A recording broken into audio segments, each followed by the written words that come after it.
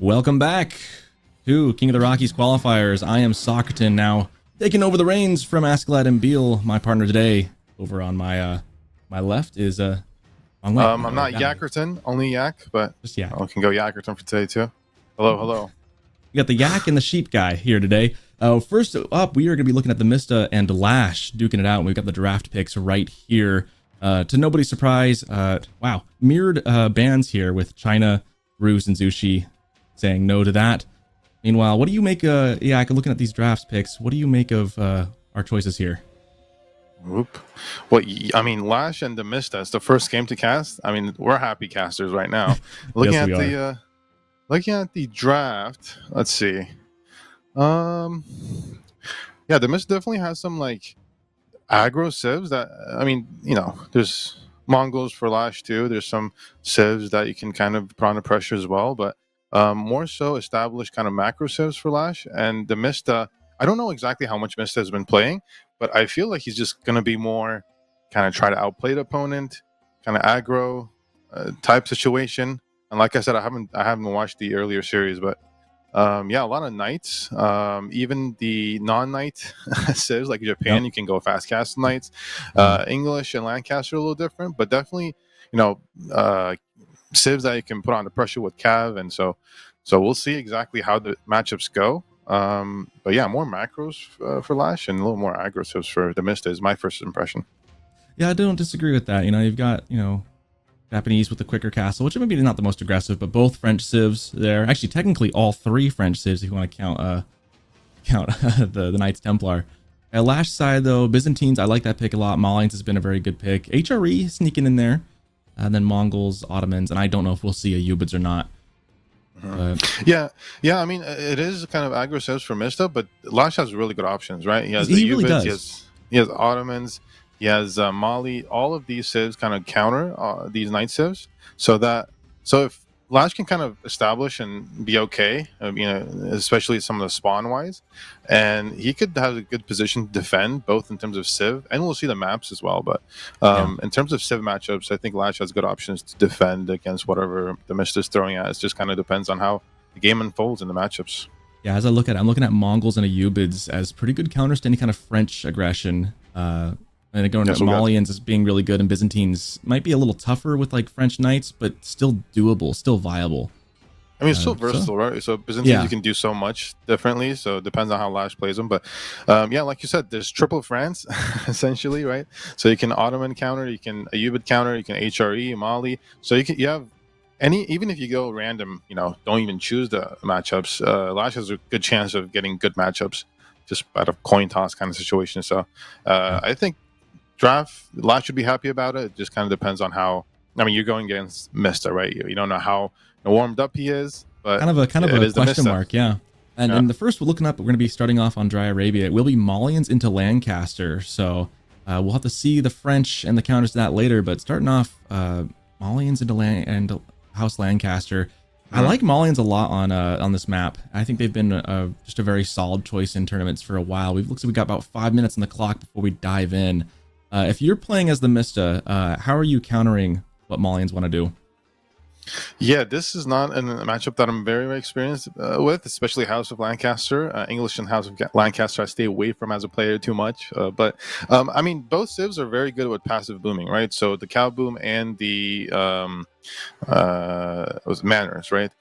But I will say it feels like the cow boom untouched eventually gives you so much tempo in the mid game that you can't really survive as House of Lancaster past that point. So that is, at least in my opinion, feels more kind of strong, the cow boom. But I mean, it's not going to be nobody touches each other, you know, just kind of like, yeah. I mean, both players, and no one's going to say it's not going to be a low elo like passive wait 20 minutes to play. Yeah. No, but you make a good point. I think the Malians in the cow boom, like that does beat out the manners. I think that it's the scaling, the speed is just too much. A lot faster than what the manners do. It takes a lot longer to get those going. I've seen this matchup a couple times now, and it's always very interesting. It does put the onus on Lancaster to be aggressive first more often than not. And so depending on how much damage and how much they can slow down the Malians is really kind of the crux of it from what I've seen. So I'm curious how Mista will do. Another thing is this is TheMista, so like you don't ever know what you're gonna get. And House of Lancaster does only have one landmark, right? Few landmarks, so you can go for the kings, you can go for some cheesy kind of aggro, try to hit the pit mines, try to starve LaSh kind of out of gold maybe, and try to slow that cow boom is what I'm expecting to happen. Like I said, I haven't watched too much Mista, but I don't think he's the type of player to just kind of go extremely meta. Everything's the same, kind of predictable. Feels like, based on my experience watching him from years, he's more likely to kind of mix it up a bit. So it's going to be exciting. Like I said, these are all aggro civs, and I feel like TheMista is probably going to play a little more aggro. House of Lancaster's try to stop that cow boom. So I'm thinking about like Earl Guards now, if that's going to be the case. If he's going to go for or is it Earl Lords, or what are they called? I always mix them up. But yeah, the men if he'll go for going for the other landmark, because so often we just see the defensive manor play, but he does have the other, like you mentioned, the other landmark as well. I think I've seen that in play. I feel like it's risky though, because if you don't do enough damage in feudal, you just fall far behind. Absolutely. So it is risky, but it is, especially if you're not like kind of expecting it does kind of hit really hard, especially if you do like a hobbler transition. I mean, these are all not the best in terms of like the meta best thing to do kind of situation, but if you do like a king, a lot of maybe melee units with high health because of the king, because of the other landmark, right, and then you do a fast hobbler transition because you have some passive food, and you just flood, it's really easy to lose your entire army and then just kind of snowballs for that. But yeah, I mean, it depends on what TheMista is planning. I'm sure he has an idea of how he wants to approach this, and it's probably going to be a little aggro, and that's always good to see. So we're happy campers here. Yeah, if we can go ahead and take a look at the brackets real quick before we dive in again. I know you guys took a look at it right before the break, but while we have a minute or two, let's take a look at the brackets. And this would be a good time as well to remind everyone that there is going to be merchandise. If you want to have your own King of the Rockies shirt, you can !merch and take a look at there. We have those and hoodies. We've also got quite a bit. If you want to support the channel, dare I say, you could subscribe. You could also visit the Matcherino, !Matcherino. It's all community funded, and we need the community to continue to support this. And as you've seen, we've already had a day full of big matchups and more to come too. So as the last qualifier is trying to find their spots at the table for King of the Rockies, hoping we get a look at the bracket here. I might have thrown a loop here for our tech team in the background. If we can take a look at that, that would be great, as we have just a minute left before we dive in. Yeah, and like you said, this is kind of community funded, right? The more we get in terms of support from the community, the bigger these events get. And I mean, King of the Rockies last year was a much smaller event compared to now, right? Now we have all these big names, maybe older names kind of from the early days coming up, like TheMista, all these exciting names that we're kind of seeing. So definitely worth worth your money in terms of support. You're getting a lot back, I think. And yeah, so it looks like we're probably setting ourselves for the two semi-final series, right? I think I'm Magic and Gully Duckle, and then the other series is going to be obviously the one that we have. Or am I right in that? I believe so. So it should be funny. Yeah, we won't have time to look at the bracket as the 2 minutes is come and gone in a blink of an eye. We will be getting into the game, however, as we're just going to find out who gets their final spot. I mean, we got Marine Lord on the other side of the bracket, so these guys are fighting for an opportunity probably to face off against him as we dive into game number 1 of TheMista versus LaSh. TheMista up in the north corner in the red as House Lancaster, and in the south as blue, LaSh with the Malians.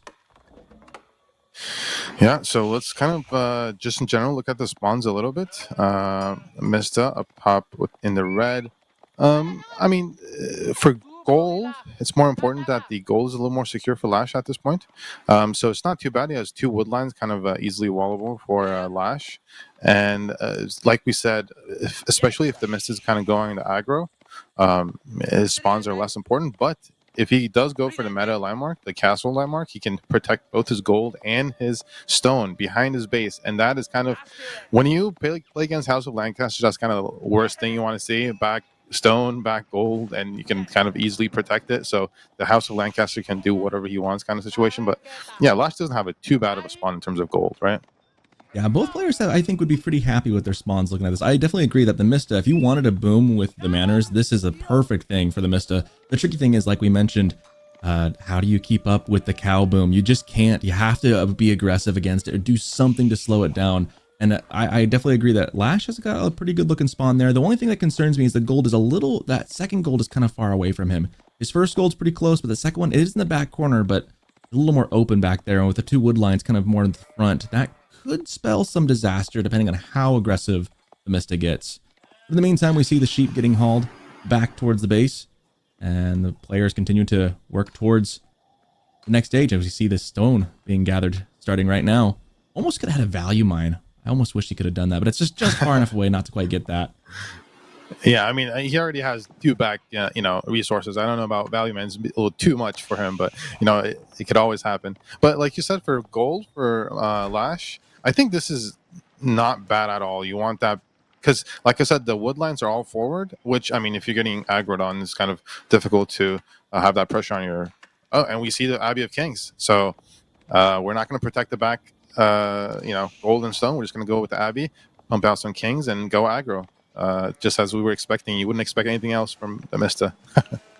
Yeah, he definitely plays a little bit off. And it's there's a question as to like, what is the meta in this matchup? Is this the correct choice? I think both could be viable, but I'm not surprised. Again, we're not surprised to see Abbey of Kings being played by TheMista here. Mm-hmm. Yeah, I mean, part of the Abbey is you get really strong armored units in Feudal, right? The 4 kings that you can get. Not only do they are very strong as of themselves, they also boost the army around and kind of boost that health. But for Malians, armors units are not that big of a problem. They have good amount of options in terms of unit comps to kind of deal with that.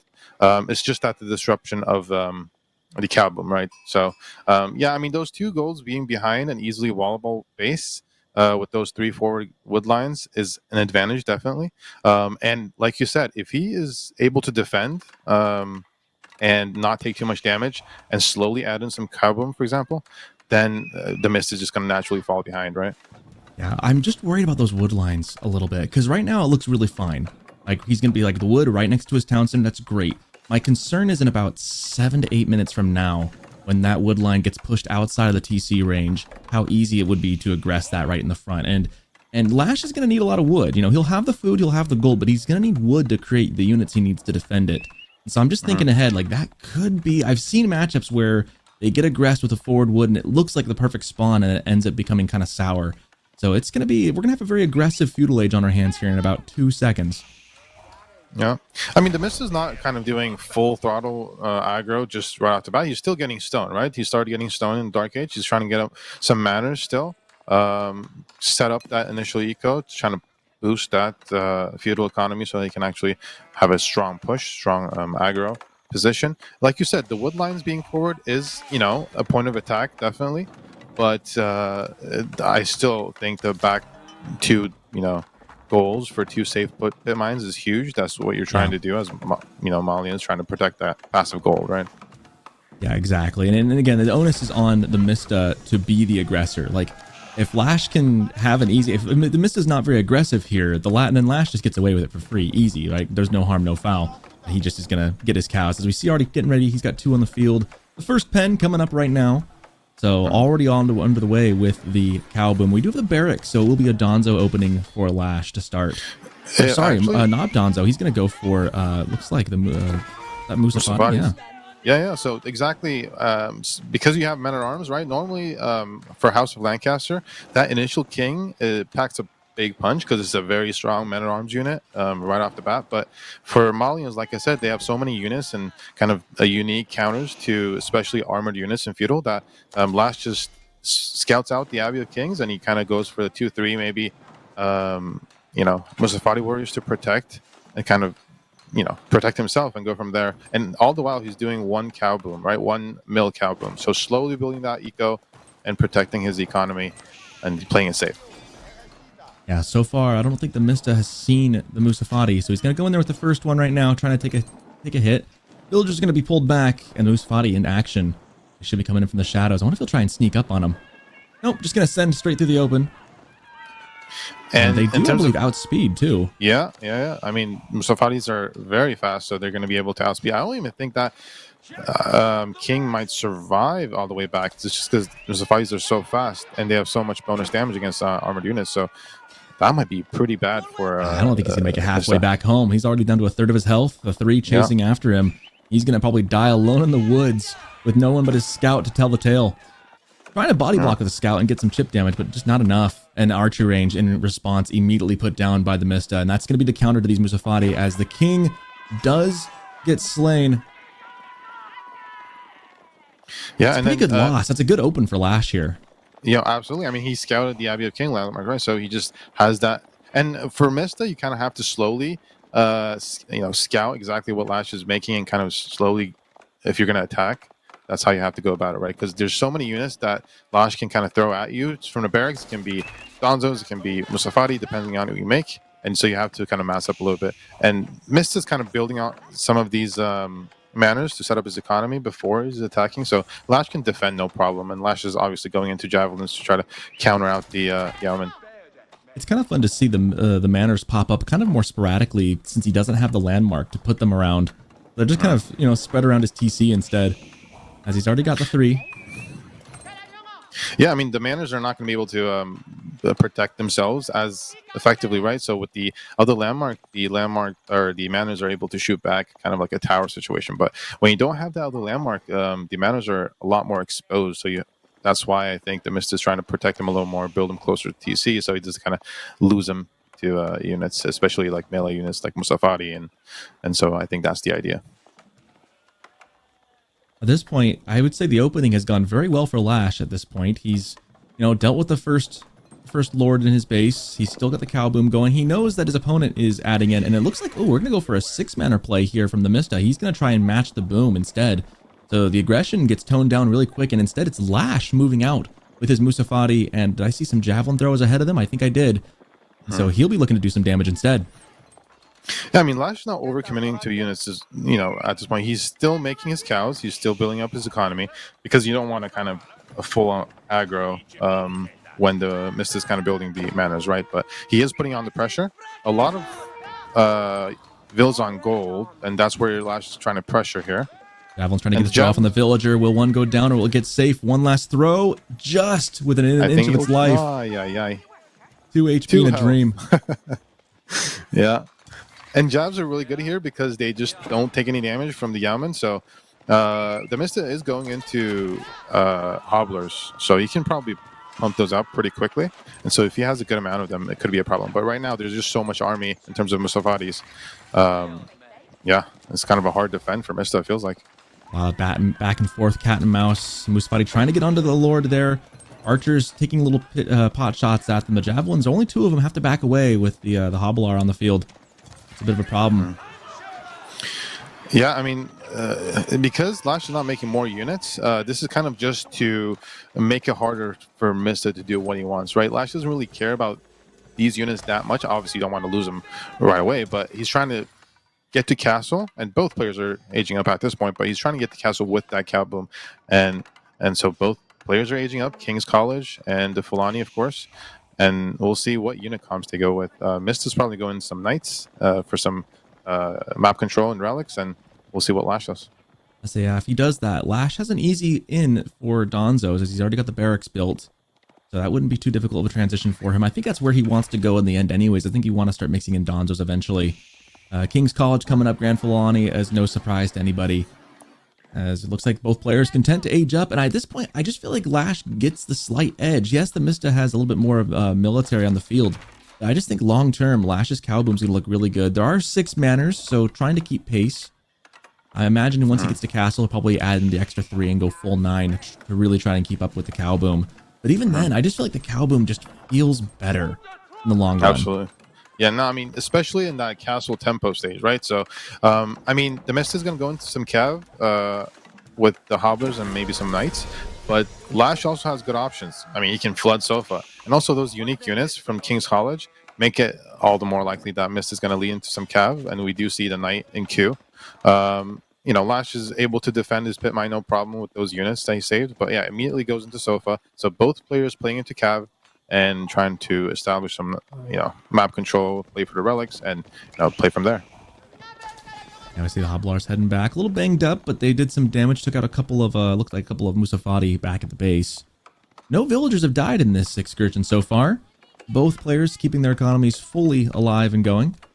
We see more stables being dropped, however. It looks like it's going to be a very heavy transition into Sofa for LaSh. He's going to be tripling down on that. Meanwhile, more archery ranges coming up for TheMista. Yeah, and you can heal. And remember, the Savvy of Kings, right? You can heal those units. So that's such good value. Mist is kind of leaning into that, trying to get value from that. But like you said, the cow boom is no joke, especially at this stage. So LaSh is going into Sofa archers, and archers especially for the Malians, we all know. The poison archers, right? The strong unit comp, right? So TheMista will have some unique... I'm a little concerned about the because there's a lot of those lords. There's 4 for 4 of the lords now on the field for TheMista. LaSh doesn't have a great answer outside of the 2 Musafati, and I suppose the Sofa do pretty well into them, but the Sofa are also going to be needed for the archer mass that's on there. So I'm a little concerned as to how he's going to deal with that in the early part of this castle age. Yeah, I mean, LaSh is kind of trying to be a big raid. Base. Oh, Hoblars onto the villagers. They get 1. Do they get 2? I think he'll get 2 down. for sure. And Do they get 3? They're going for it, diving in for the 3rd one, and they will get it. Yeah. And they're going for more. No, they're going to back out now as the Sofa finally come in to try and defend. A very good raid from TheMista. Yeah, so this is why, you know, LaSh is trying to defend his base in terms of walling. Easy walls with those wood lines. But the unique upgrade from TheMista, from his landmark, makes so that the charge damage of the hobblers are significant, right? Normally, hobblers, you see hobblers raiding. They don't take much range damage, but they just hack the villagers, and the villagers barely lose any health. But with that upgrade, they pack a lot, you know, more of a punch. Yep. We do see the Yeoman coming out in pretty good numbers here. Yeoman with the lords looking a little spooky. Meanwhile, we did have imported armor come in for LaSh. Those Sofa now are about ready to fully come out and show their force. He's got 7 on the field, 5 in the queue. You know, he's got a couple of other units scattered throughout, looking like he's trying to wall up and hold for the long game. I think the longer this game goes, the better it gets for Malians, but he's got to survive a little bit. He's a bit on the back foot right this second. He needs that cow boom to really start feeding him. Yeah, so in terms of the relic count, Mista is doing very well. He already has 2 relics, and he's 1 on the way. And I don't know if LaSh is able to... He only has 1... Imam out on the field, so definitely relic count favors TheMista, and Mista is not that behind on the economy, so it's getting those relics is a really big deal, especially that he's gonna have 2 right now, 1 in hand. If he gets like 4 of the 5, we do see 1 that looks like he's gonna be grabbed by LaSh here. He might be able to deny it, however, as the Knights and Hoblars are right on the scene. Sofa can't really take this fight. They need to get out of here. Meanwhile, LaSh running away with the relic, trying to sneak this away. The vision shouldn't be good enough for TheMista to see. I think he's going to get away with that one, but even still, a 4-1 split for TheMista would be pretty good. And with those manners, dare I say, he's closing the gap pretty well with the economy of LaSh. And if he can get some more Vil kills and get some more damage done, he'll be solidly at pace, if not ahead. Yeah, I don't know if TheMista is actively looking for that relic. He knows that it's supposed to be there somewhere, right?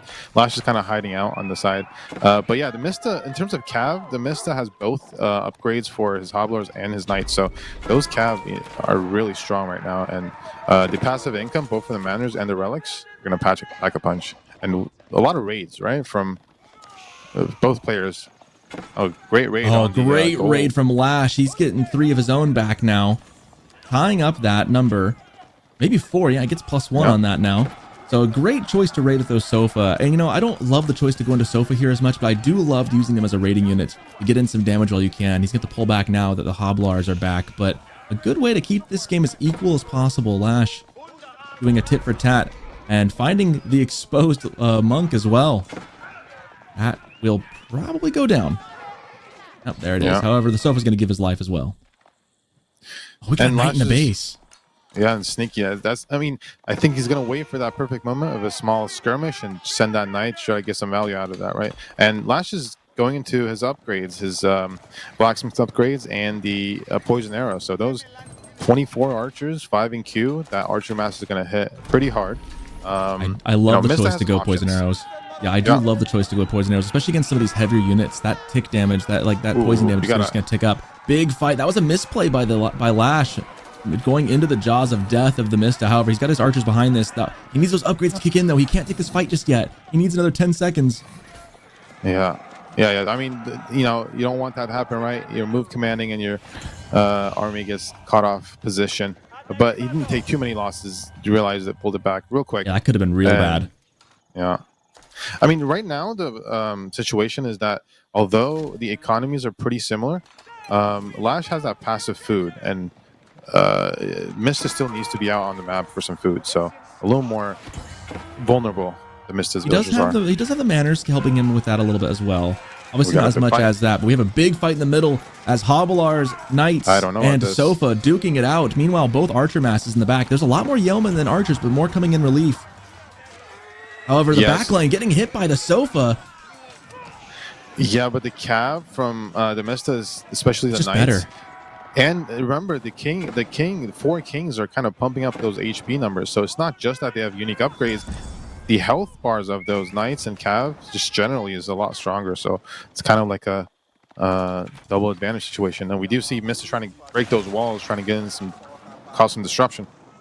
He might even be able to yoink that relic if he really wanted to. Instead, he's going to keep those hobblers moving in, trying to find some more damage. Meanwhile, LaSh kind of on the back foot here. Archer's exposed, getting hit by the yeoman. He hasn't seen this yet. Finally reacts very late. But the guard's right behind him, so he's got nothing but, you know, some Sofa behind this. And meanwhile, Raid's in his base as well, so LaSh getting hit on both fronts. Yeah, I continue to deal fire.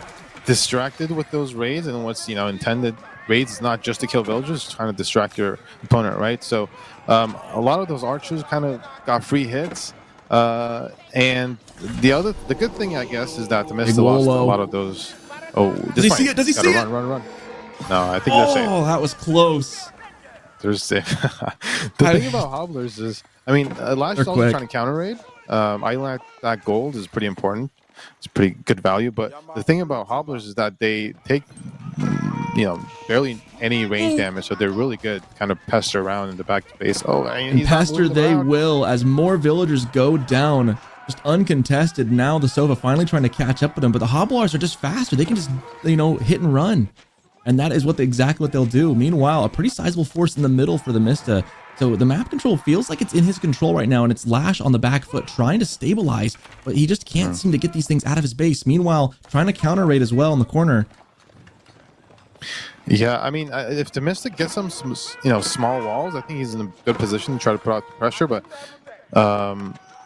yeah, right now LaSh is securing his base, and then he's gonna kind of focus in. LaSh already has his walls up, right? So he has that advantage. He can focus in on his raids and not have to worry about it, as long as he just clears out those pesky hobblers in his base. Yeah, those hobblers got more than their value for it. I mean, what a great choice of unit. What a great use of them. If you're the Mista, you're feeling pretty good about this. Some of the Sofa raids a little irritating. He probably should try and clean up his base. We see that one sneaky Sofa in the top corner there, and an archer just doing some poison damage on the villagers. If you look at the villager kill numbers, it's 8 to 16. That's pretty significant on both sides. Looks like LaSh has done a little bit more there. Yeah, so despite the 8, he's now LaSh is going to Donzos, which is really necessary at this point, right? 22 knights for the Mista, and these knights with the king are gonna, like I said, pack a punch. So the fight before that LaSh was struggling with is because he had no spearmen, and so far not going to be able to do so well against that many knights. So he's doing a transition going into the Sofas, so that the next big fight LaSh is going to be a lot better in terms of unit comp. Yeah, I still kind of question the Sofa choice. I like making Sofa, but I still wonder if maybe going Javelin Spear Donzos would have been the better choice into Castle Age. He can pump a lot of those. I guess he wanted to get the Castle Age in. He wanted to get the Sofas in with the imported armor. I just feel like they get outclassed by these Knights and Hobblars en masse, pound for pound. Meanwhile, we do see they're still getting some value in raids as they're having the Knights chase them all around the back side of the Mista's base. But yeah, I really think that Donzos and Javelins would be the way to go. He is going for poison archers, poison arrows, so I do like that choice as well for the heavier units. But it puts him in a tough spot, I think, because I think the Mista's comp is just a bit better as far as the synergy that he's going for. Yeah, and as pointed out, no kings, and also the upgrade for the Yeoman we don't have yet, so we can't get those explosive kind of area of damage effects. But in terms of he does have some kind of shot. Yeah. One thing I do want to say about the sofas. In Castle Age, you don't really want to go Donzo jabs too much, especially if you don't have that Farumba jabs, the poison jabs, because That's it's true. just so it's difficult to get value out of them, right? So you have to micro them a lot, and these large numbers, 83 military pop, it's just not as easy to get value out of them. Now, They're Donzos are slow. Yeah. definitely. Yeah, Donzo is definitely a good idea here just because of the sheer number of knights, but poison archers is definitely what you want in this stage in Castle. And for sofas, because you have so much food and passive gold, it's just so easy to pump those out. Yeah, I do love the poison archer arrows because they can deal really good damage into the knights as well. So they're going to trade well against both the yeomen and the knights. And we see a big engagement coming in. He's synchronized shot, gets off, only Not clips too bad. some of the sofa. Not too bad at all. As the knights, you know, come up to the front, try and take the fight. Sofa's back There's off. just so many knights here. And in come the Donzos. I like the comp for LaSh a little bit better here. Looking at it now, he's got just enough of those Donzos to make those knights not want to take this fight. So Sofa getting good damage in. The yeoman untouched in the back though. They'll have some time before the next synchronized shot. Archer is doing the poison damage, really shredding through the knights. There's nothing he can do. The knights are going to fall, and once they're gone, it's going to be all sofas on top of the yeoman. The yeoman have nowhere to go, getting surrounded. I mean, just Reinforcements look at coming the in. difference between the fight, the two fights earlier fight without Donzos, with Donzos, right? Because knights are just not as effective at. Oh, another shot. Great synchronized shot there. To try to get rid of those Donzos, because that's the problem for Mista, Donzos. Yeah, and the Donzos now are gone. So now, with no other front line, it's the knights on top of the poison archers. Some more Donzos coming in trying to help out, but the yeomen, pound for pound, were mostly able to survive that initial push from the sofa.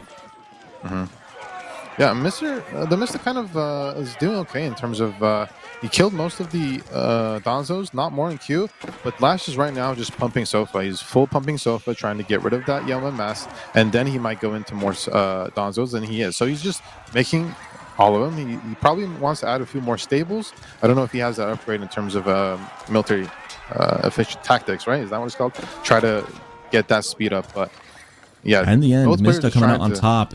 It was literally scary there for a second, but the Sofa were just too weak to keep going. They ended up getting kind of dribbled away. And so once the Sofa were out of the way, then the Yeoman can just continue to pump up the DPS against LaSh's units. And so LaSh having to back up a little bit here. That was really, I mean, there was a lot of knights in the field for the Mista, and he did clear those away. So there's only one knight on the field to the 13 Hobblars. I mean, solid destroyed value for Mista, right? He killed a lot of those Sofa. It's just not as strong when you have that much of knights in the early fight. But what I will say that is the Mista didn't have full manners for a longest time, and LaSh had 20 cows for a good while. Now, because he has 3 relics, he sent a force behind this as well. So while that fight was happening, looks like there's been quite a look at the Vill kills right now. Oh, I didn't realize. I think the LaSh was raiding behind that whole fight. I don't think nobody realized, but yeah, LaSh was trying to, because there's no walls as good as LaSh, right? Like I said, Mista's base is not as secure. That's going to eliminate, you were mentioning the relics for the Mista, but losing that many Vills kind of negates that. That wall is also not complete for the longest time. So I think LaSh has just been sneaking some cav and some units behind Mista's base. And when that fight happened, he just kind of sent them away. And now there's 31 villager kills for LaSh and only 8 for Mista. And the front door is wide open. And in comes LaSh saying, "Hello, I am home." Shooting down some of the Vills. Here comes some knights in defense. Those archers are going to have to get out of there. They don't have the rest of their army with them just yet. In come the Sofa. They probably could take this fight. This looks like a good chance for LaSh to do some damage here. Yeah, I mean, LaSh pick off right one. now, LaSh's position, just he can dive. And yeah, there's some passive income for Mista, but he still needs to be out on the map, on the deer, on some gold. And yeah, look at the food income difference. And the villager difference, 7,345. And this is not just any civ. LaSh doesn't even need that many vills. He has, I mean, they're both passive income, but 7345 with full cow boom. Yeah, at this point, if you look, I mean, the numbers, the answer's in the numbers, right? Like 2,500 food a minute for LaSh, next to about 1,100. Meanwhile, those Vills who are gathering the food are getting slain by the second. 40 villager kills, and you're playing as Malians. I'm giving this win to Malians. I just don't see how the Mystic gets back into this without some kind of crazy luck. For all intents and purposes, LaSh has this one in the bag. It's his to lose. Yeah, I mean, the difference is too big right now, especially military difference as well, and most of them are Sofa. He's adding Mustafati warriors as well. just kind of to raid, go out. So this is the comp, right? This is the Sofa Mustafati warrior, poison arrow archers. This comp is a deadly comp that's fueled by the, and I don't think Mist is going to be able to hold this. Good synchronized shot. That's fun to see. It's pretty good damage, but it's not going to save him here. No. I mean, these are just 32, 30 sofas all over the place. All he has left is these 40 some odd yeomen, and that's it. And they're getting surrounded. That'll be GG. And game number 1 goes to LaSh with the Malians. Yeah, I mean, early on, the Mustafati response was really good and really easy for LaSh. And so that initial aggro was really not as effective as Mista would hope. And that's just the power of scouting, right? Like, it's just like taking a look at what your opponent's building. You see that landmark, and it's just, okay, I just immediately... Like, LaSh knows he's building a barracks almost anyways. It's like a barracks archer range no matter what. And then it's, what is he building? And he knows, yeah, I need to make sure I've got the Mustafati. I mean, the villagers, easy. right? The raid that we didn't notice. I mean, we didn't even notice. So, I mean, we can't fault TheMista for not seeing that right away. But yeah, I mean, 30 villagers, what it was so many villagers that went down in that big fight. And that big fight wasn't as good for TheMista to kind of offset that. And yeah, I mean, at that point, it's just so much eco to overcome. Yeah, and even with the manners, like in the end, doubling the food income, it's just tough to come back from. There was a moment there where I thought, you know, TheMista had LaSh kind of on the back rope for a second. He was doing a lot of damage. He was keeping up and keeping pace. Just felt like he just took a bad big fight in the middle, was just kind of getting chipped and nicked and dimed around the edges of his base. He could have secured that down a little bit more, cleaned up the raids in the back, maybe inflicted a bit more damage himself, because those Hoblar raids looked really good. But in the end, he only got about 8 villagers out of it. So it wasn't enough to really slow down what LaSh was doing. Yeah, I mean, like the knights, the cav, there's so many, what, 20, 25 plus knights that TheMista had. And that at that point, LaSh didn't really have that many Danzas. So that was when TheMista was kind of putting on some pressure, being able to get inside the walls, try to do some damage. And when LaSh eventually did that Danzo transition, now it's kind of all secure, right? Now you have your archers, poison archers, you have your sofas, you have your donzos, and it's much harder for TheMista to kind of win a big fight. And so from then on, it's kind of a difference in eco, and LaSh with and he ended up getting 2 relics, right? So it's not that bad. And yeah, so I mean, it's just eco difference from that point on. Yeah, and that's what the Malians do so well at, is just keeping that boom going. But that'll be game number 1, going LaSh's way. Up next, we are going to have Mongols against Knights Templar on front range. So yeah, should be a fun one. That's Mista on Mongols, right? No, it's LaSh on Mongols and Mista on Knights Templar, right? Yep.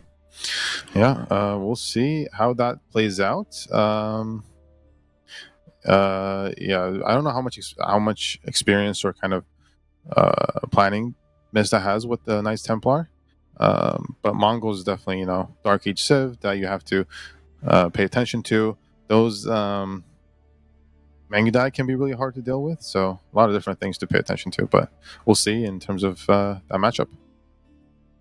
Yeah, should be really good. And I don't know if you've seen a whole lot of games on front range just yet, but what do you like? What do you think about that map? I haven't seen that many games, but so that's why I need to kind of see this matchup, especially on that map. But could be, I think Dark Age could be something to look at for that map. But I think you might have a little more experience in terms of map. I'll talk about matchup. You talk about the map, maybe. Okay. Well, the tricky thing about that map is that I always do my fun voice of this. There's gold and then there are hills. It's kind of the fun part about that. And what happens after the first couple minutes when the gold dries up? Where do you go? Of course, with Knights Templar, going to the sacred sites gives you some good passive gold with those pilgrims getting there. So, yeah, I mean, it depends on what age up you go to, especially now. The meta has shifted more towards the Hospitaller Knights just because of the eco bonus for your villagers that move faster. So it's kind of like an add-on wheelbarrow. It really affects your wood gather rate, so you can pump out a lot of extra archers. So that's something that's been happening, but we'll see. Those knights are also a good option just because you want some cav to counter out to have against the Keshiks. So a lot of different things to think about, but like you said, the gold availability is important, and if Knights Templar is able to get that map control and get that passive gold from the sacred sites, then it's a huge advantage, right? Because Mongols also need that gold. Yeah, most definitely. Well, we got 3 minutes to go before we dive in. You know, it's been interesting to see this map. From what I've seen as players have gone, sometimes like one player will scout out and see where everything's at. There's some food and deer and berries up in there as well as just the gold vein. All the gold's up in the hills. But then you find sometimes you'll see a player, one of the players just won't even scout it. Like they're just so tunnel visioned on like their opponent and just that one little third of the map that you'll just see when you flip to their view, it's just black up there. They haven't even looked at the mountains and what's up in there. But there's a lot of stealth force, a lot of outposts you can go claim, and the gold, it's really, there's just so much gold, and that becomes super duper important as the game progresses, as most of the gold veins are a lot smaller. And so you end up having to go from gold vein, kind of really does kind of encapsulate the spirit of Denver, as it were, and the prospecting spirit that kind of comes with that. So very on brand, very good map for this tournament, I would say. It's going to be fun. Very gold rushy. Exactly. Very gold rushy, yes. And speaking of gold, if you guys want to donate and help support this this tournament, exclamation point, donate in the chat. Oh, I'm good at this. I could sell a bridge. But we're not selling bridges. We're selling tickets to King of the Rockies. If you want to come and visit and meet everyone and be there in person at the event, you can. You can buy your tickets. I think it's exclamation point tickets. I think one of the mods who knows should put that in the chat. But you should definitely check it out if you are anywhere in the area, or if you want to come and visit. Denver's gonna be beautiful this time of year. It'll be nice. The weather will be great. October's like one of the best time to visit. It's not too cold yet, not too snowy. Mountains are gorgeous. The leaves are all falling. It should be a beautiful time to be up in that area. And it's gonna be fun. You get to meet all of, I mean, last year, I can speak from experience, was just an absolute blast. Getting to meet all the guys, getting to see everyone, hanging out after the tournament was done in the evenings every day was super duper fun. The venue's pretty close to the hotel where everyone was staying at, and there's lots of stuff to do kind of in that area.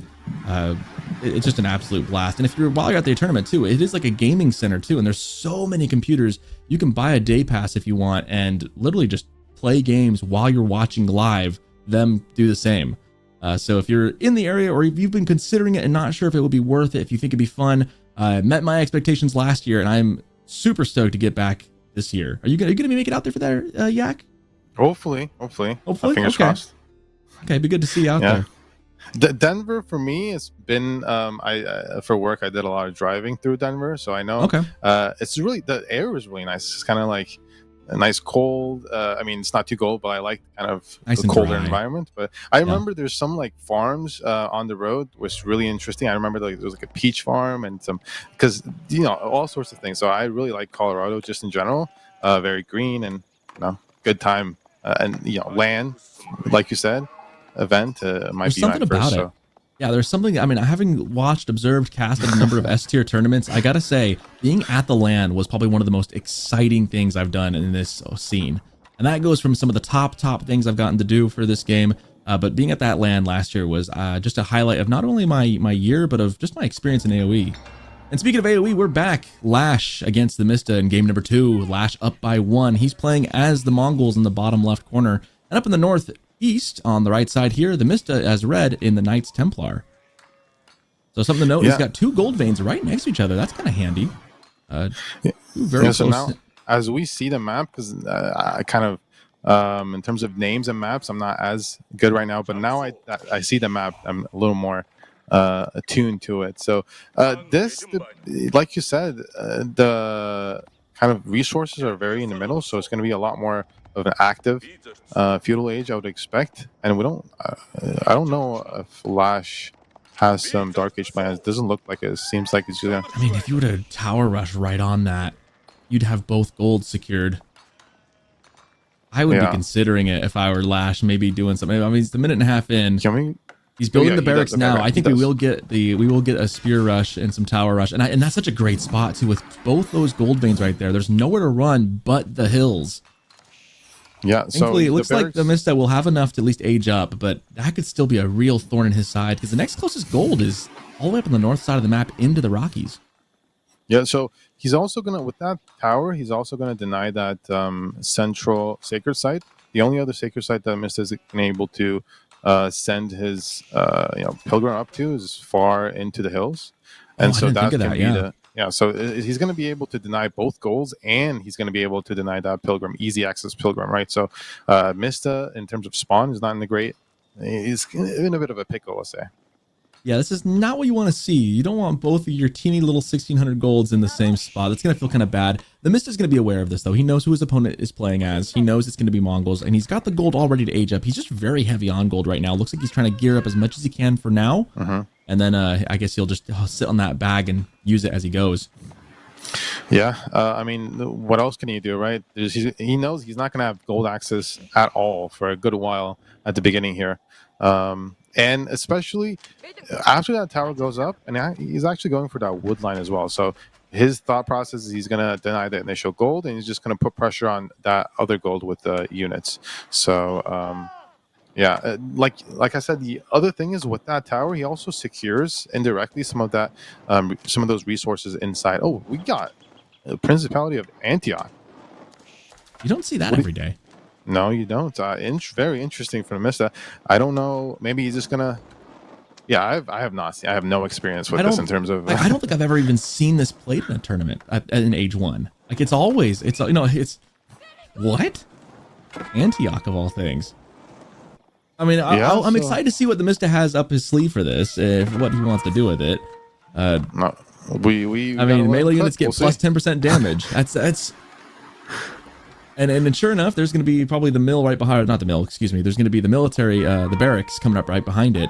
So I guess he wants to go careful. Melee units, but I mean, that just incentivizes like Mongols to go like mass Mangudai, doesn't it? I mean, he can just go Archer Knight at this point. Archer Knight too, yeah, that's true. Like LaSh, I don't know, because the Mongol Archer ball, especially with the arrows, is just so strong, and those sergeants. I don't know. They're very specialist, and I don't know how you get value from them at this point. I'm glad when I look over the chat with this, everyone's looking just as confused as I am. I guess he's going to go for the sergeants, which, I mean, it's a fun unit and all, but I don't know if this is what I mean, I can't pretend to be like an expert of Knights Templar. It's not my main civ, but I don't know that I'd be going. I mean, they'll go well into the spears at first. Like, this initial fight, like with a couple of them, will be great, but my question is the follow-up. Like, what are you going to do later in feudal age, like once this kind of fizzles out? Yeah, I don't know. We'll see in terms of, but Mista's going hard on the sergeants right now. He will be able to protect his villagers and get gold at this point because the spearmen can't really engage into that because he already has 2 sergeants and 2 in queue. So for now, Mista's going to be able to get that gold, and Mista's a lot easier. Oh, he also has that first pilgrim. He's going to the other side. So I think he's just going to protect his pilgrim with those sergeants, get that gold, also, mine some gold, and go from there. But in terms of unit comp, like you said, I don't know how he's going to, or what he's planning with these sergeants in the long term.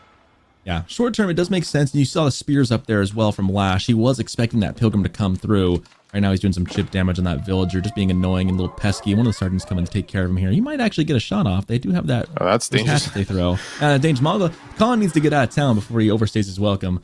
I do like this. This is nice, though, the way he's escorting the pilgrims. And obviously, LaSh had the spears ready to go to deny that. So, you gotta be careful. Mista very, very aware of what he needs to do. And that outpost giving him full vision of where these spears are at the moment. They don't see a thing. Oh, they're not going to know what's going to hit them. Yeah. 2 sergeants coming out of the woodwork here. Will they catch up? And there's the first throw. They see him. Yeah, they'll do some damage. Here's what I was talking about. LaSh didn't scout this area at all. He's using the spears to scout this whole half the map. Yeah. Yeah, I mean, the other thing is, because he got that outpost, the vision outpost, Mista's able to see that path, like you said, so clearly that he's able to protect that pilgrim. He's going to get that first round of gold. He's also mining some gold, so he's probably going to get some eco upgrades to go with. The other thing, though, LaSh is on board, so that's pretty good income for him with that tower, so he's pretty safe. But these spears are not... they're not in a good spot. Sergeants chucking their hatchets at them. One of them just down to like an inch of its life. Might just go down. No, it gets the other one instead. Another thing to look at is that tower rush wasn't where I thought it would go. You put the tower in between the 1 gold vein and then the wood line instead of doubling up on the gold. So these sergeants are able to keep being pumped because TheMista has gold access right now. And 10+1, they got pretty good damage output as well. Yeah. Oh, Khan, another tricky situation. Khan is always walking the line. That signal arrow keeping him alive a couple times in a row. But yeah, this gold vein really could have been denied by LaSh if he'd put the tower in between them. Because the wood, I mean, TheMista's got access to other wood lines. So that doesn't do much. I would have doubled up on the gold. Well, right now, LaSh is going into Mangudai, but he doesn't really have any units on the field right now. So Mista's kind of just able to do whatever he likes. And like you said, because that tower's off to the side, it's much less annoying for Mista in terms of queuing units, rallying units, and also for him to get that passive gold. And you know, Mista has full vision into the hills, so he's just kind of making sergeants, and it's working for him. I mean, this is great in terms it's working. of I know we're all gonna have to start writing this down. You know, I'm looking at the Mangudai choice. He's got a couple Mangudai on the field now, but the sergeants have that range, like that range throw. So how effective would Mangudai on paper against like melee units sound great, but against these sergeants, I'm not so sure. Also, the tower is completely empty, so he can just burn it down if he wants to. Well, for Mangudai, if he has a good mass of them, then it becomes a problem because the attack speed of sergeants is not that much. So even though the Mangudai don't have that much health, so they can take a few of them down with some hits, but they do range damage, right? So sergeants are vulnerable against that. But right now, it doesn't really matter because there's just not that many Mangudai. There's 2 on the field, 2 more in queue. Yeah, we'll see. LaSh feels like really behind right now. He's getting his upgrade to outpost. The outpost isn't doing anything though. I mean, it really isn't doing a whole lot for him. These sergeants, I mean, there's 13 on the field now. TheMista's looking pretty scary, posturing now, heading towards the base. This is, if I'm LaSh, I'm very uncomfortable. He's just gonna, so it's yeah, they just melt them. Yeah. Yeah, I mean, in terms of damage, each sergeant doesn't do too much, but because there's so many sergeants, he's got to pay attention to those villagers. 1 goes down, 2 goes down. Is it 2? 3 goes down? That'll be number 3 right there. Yep, got one on the gold. Good rating unit. This is good, but the sergeants, like with this number, I mean, with 1 or 2, not a problem, but in this number, like you said, they don't do a lot of damage, but when they start piling up, the Mangudai just can't get close unless you have a huge mass of them, and LaSh does not have a huge mass of them. Yeah. I mean, you saw on the goal for Mista, just like 1 or 2 sergeants was no problem for a few Mangudai, but when you have this many, I mean, it's just kind of like numbers game, right? I'm wondering I'm still thinking how much of a blunder not putting a tower in between those 2 golds was, because his whole plan was to deny the gold here and then shut down the pilgrims, but he ended up doing neither because this gold vein was open the entire time. And then he still couldn't shut down the villagers because there was enough gold that TheMista had to make those sergeants. Now it just feels like LaSh is playing on the back foot and behind. The Ovo getting torched down. I mean, he's not even moving the barracks away. He's just going to leave it there. Yeah, I mean, you can just move the barracks, no problem. But the one thing is that he has that tower on the gold, TheMista does, and he actually is able to see that tower now. Is he making? I couldn't see it from that, but the tower from LaSh was empty the whole time, so Mista didn't notice that. He could have, get on rid of him. But right now we have 20 almost sergeants, 19 sergeants with 8 Mangudai. So yeah, that tower it's been upgraded and everything, but it just doesn't doing anything. I think TheMista just kind of pulled one over on LaSh. I think LaSh just didn't quite know how to respond to this play. He's got the Mangudai, but I still don't know. Yeah, I don't know if he can stay here now. I mean, they're basically one-shotting. He's basically one-shotting the Mangudai. I don't think they can. No, he's losing too many sergeants, though. That's true. But he's got more coming behind this. It's not a long-term solution. If he keeps massing Mangudai, it's not going to work forever. But he was one-shotting them for a second. Thankfully, speed is what he has, especially with the signal arrow activated. So TheMista will need to think of something to deal with those Mangudai. They are going to continue to be pumped out. We got 3 more in the queue. Sergeants probably won't win it alone, but he's still just doubling down on him.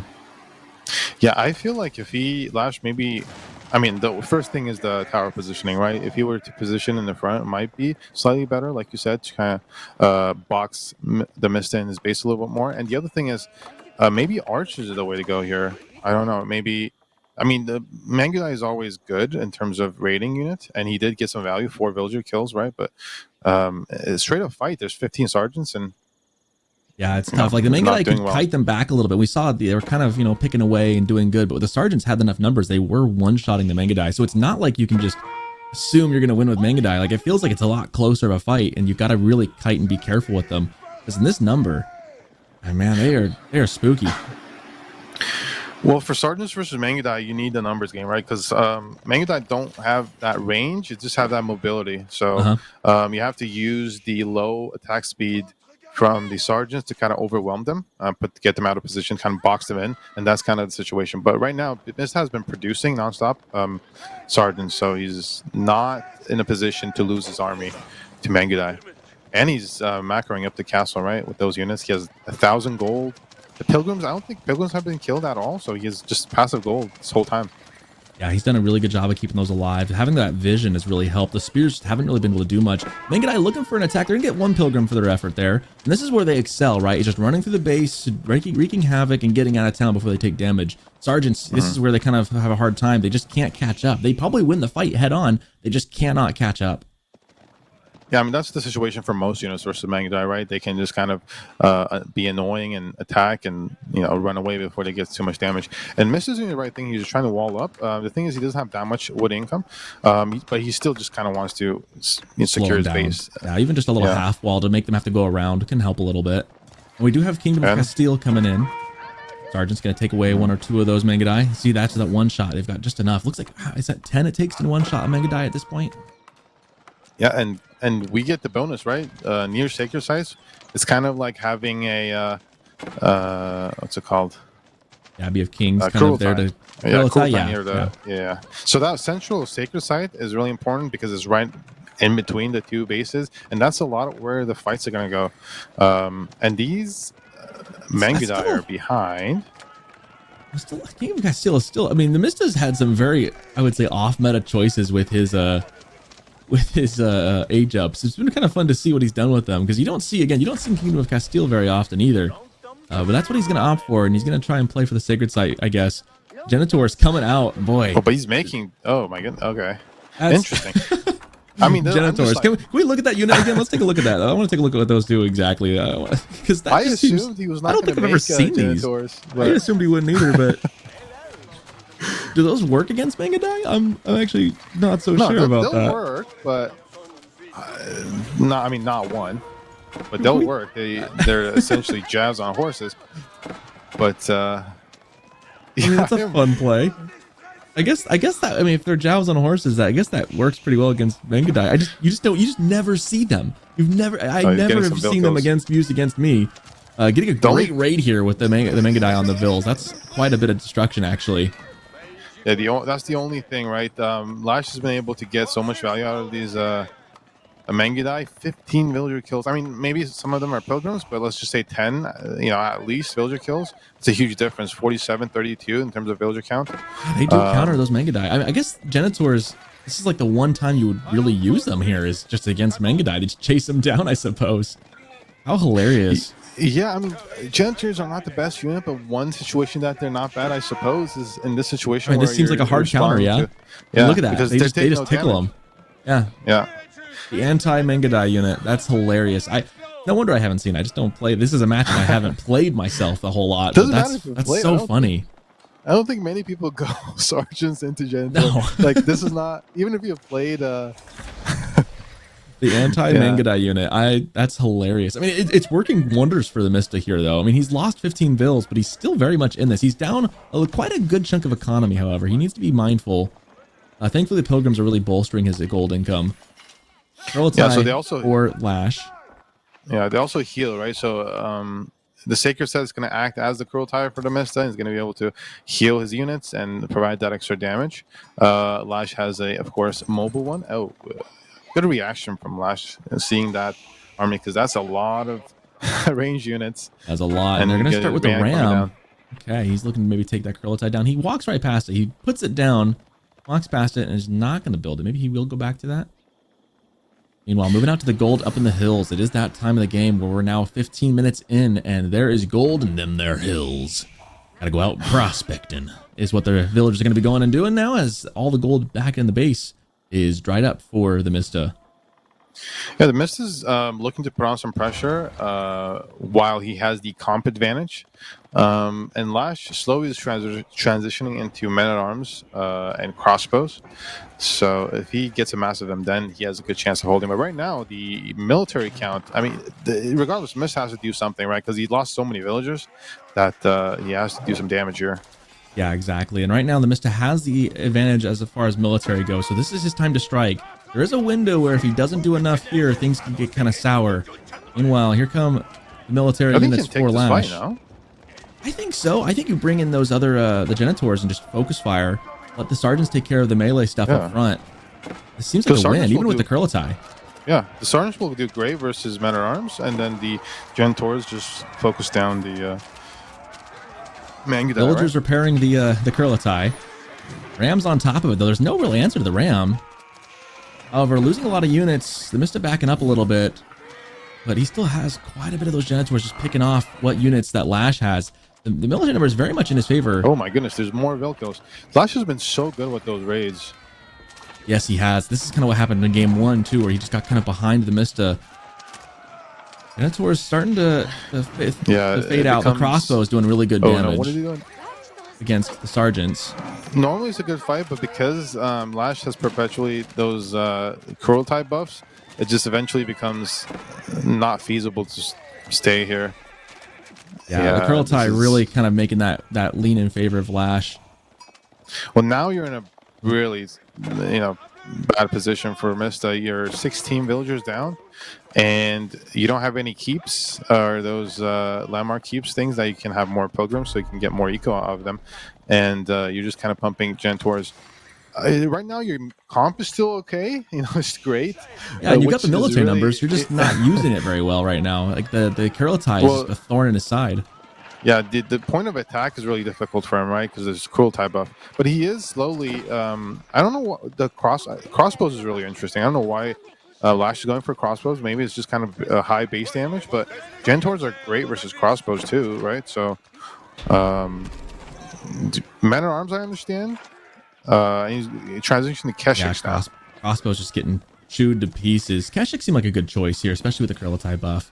Meanwhile, if LaSh really wanted to do more damage, he'd get out onto this, up in the hills again and find the villagers, because the gold is gone for TheMista back in base. But this is still, the window is still open for TheMista as he comes back in. That Kurultai's been a problem. He does get a little bit of damage done on some villagers there. Is LaSh find a way to get that? I'm not sure what. Maybe he's trying to hold on some resources. Oh no, LaSh, but there's a lot out there. Okay, if he finds them, because he sees, right? No, he doesn't. He sees this. TheMista does not see it though. He's looking for it though. He knows there should be something up there.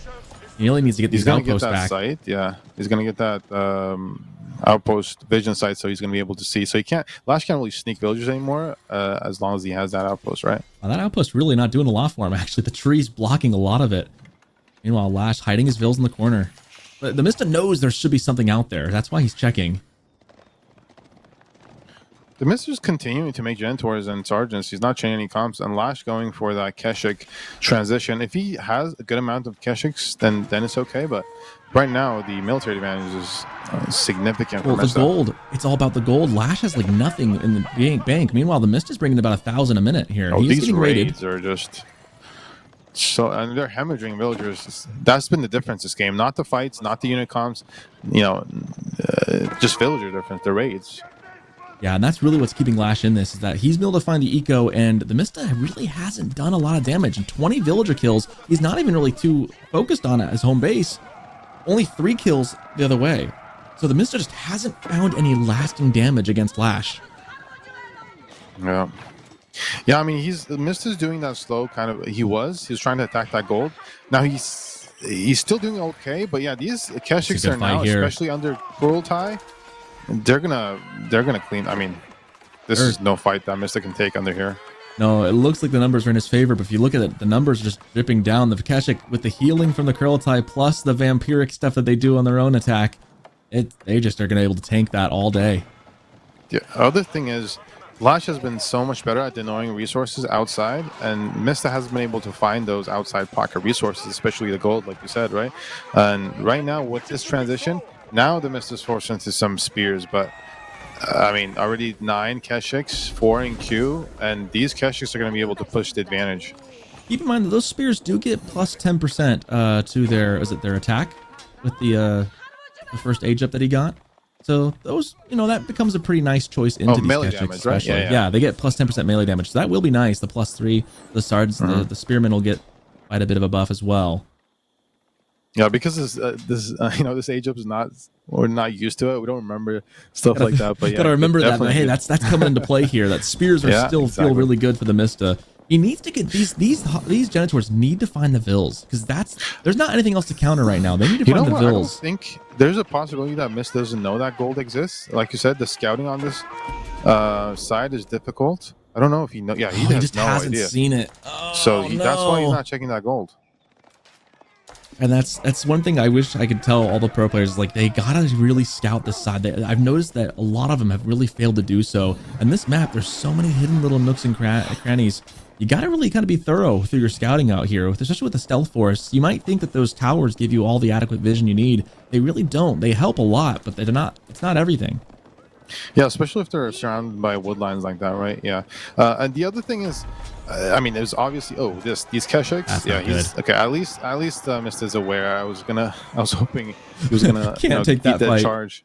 Yeah, cannot take that fight. Meanwhile, he's got a pretty good change of pace here. He's got a lot more spears. He's got some. Oh, I like the healing. I like bringing in the prelates or the monks.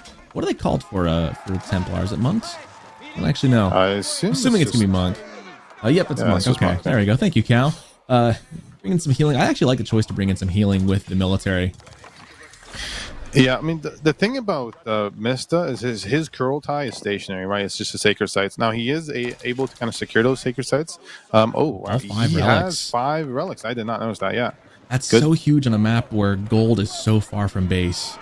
Yeah. So nice picks there. Gets a villager's kill or 2 for his effort and forces the Keshiks to look at him.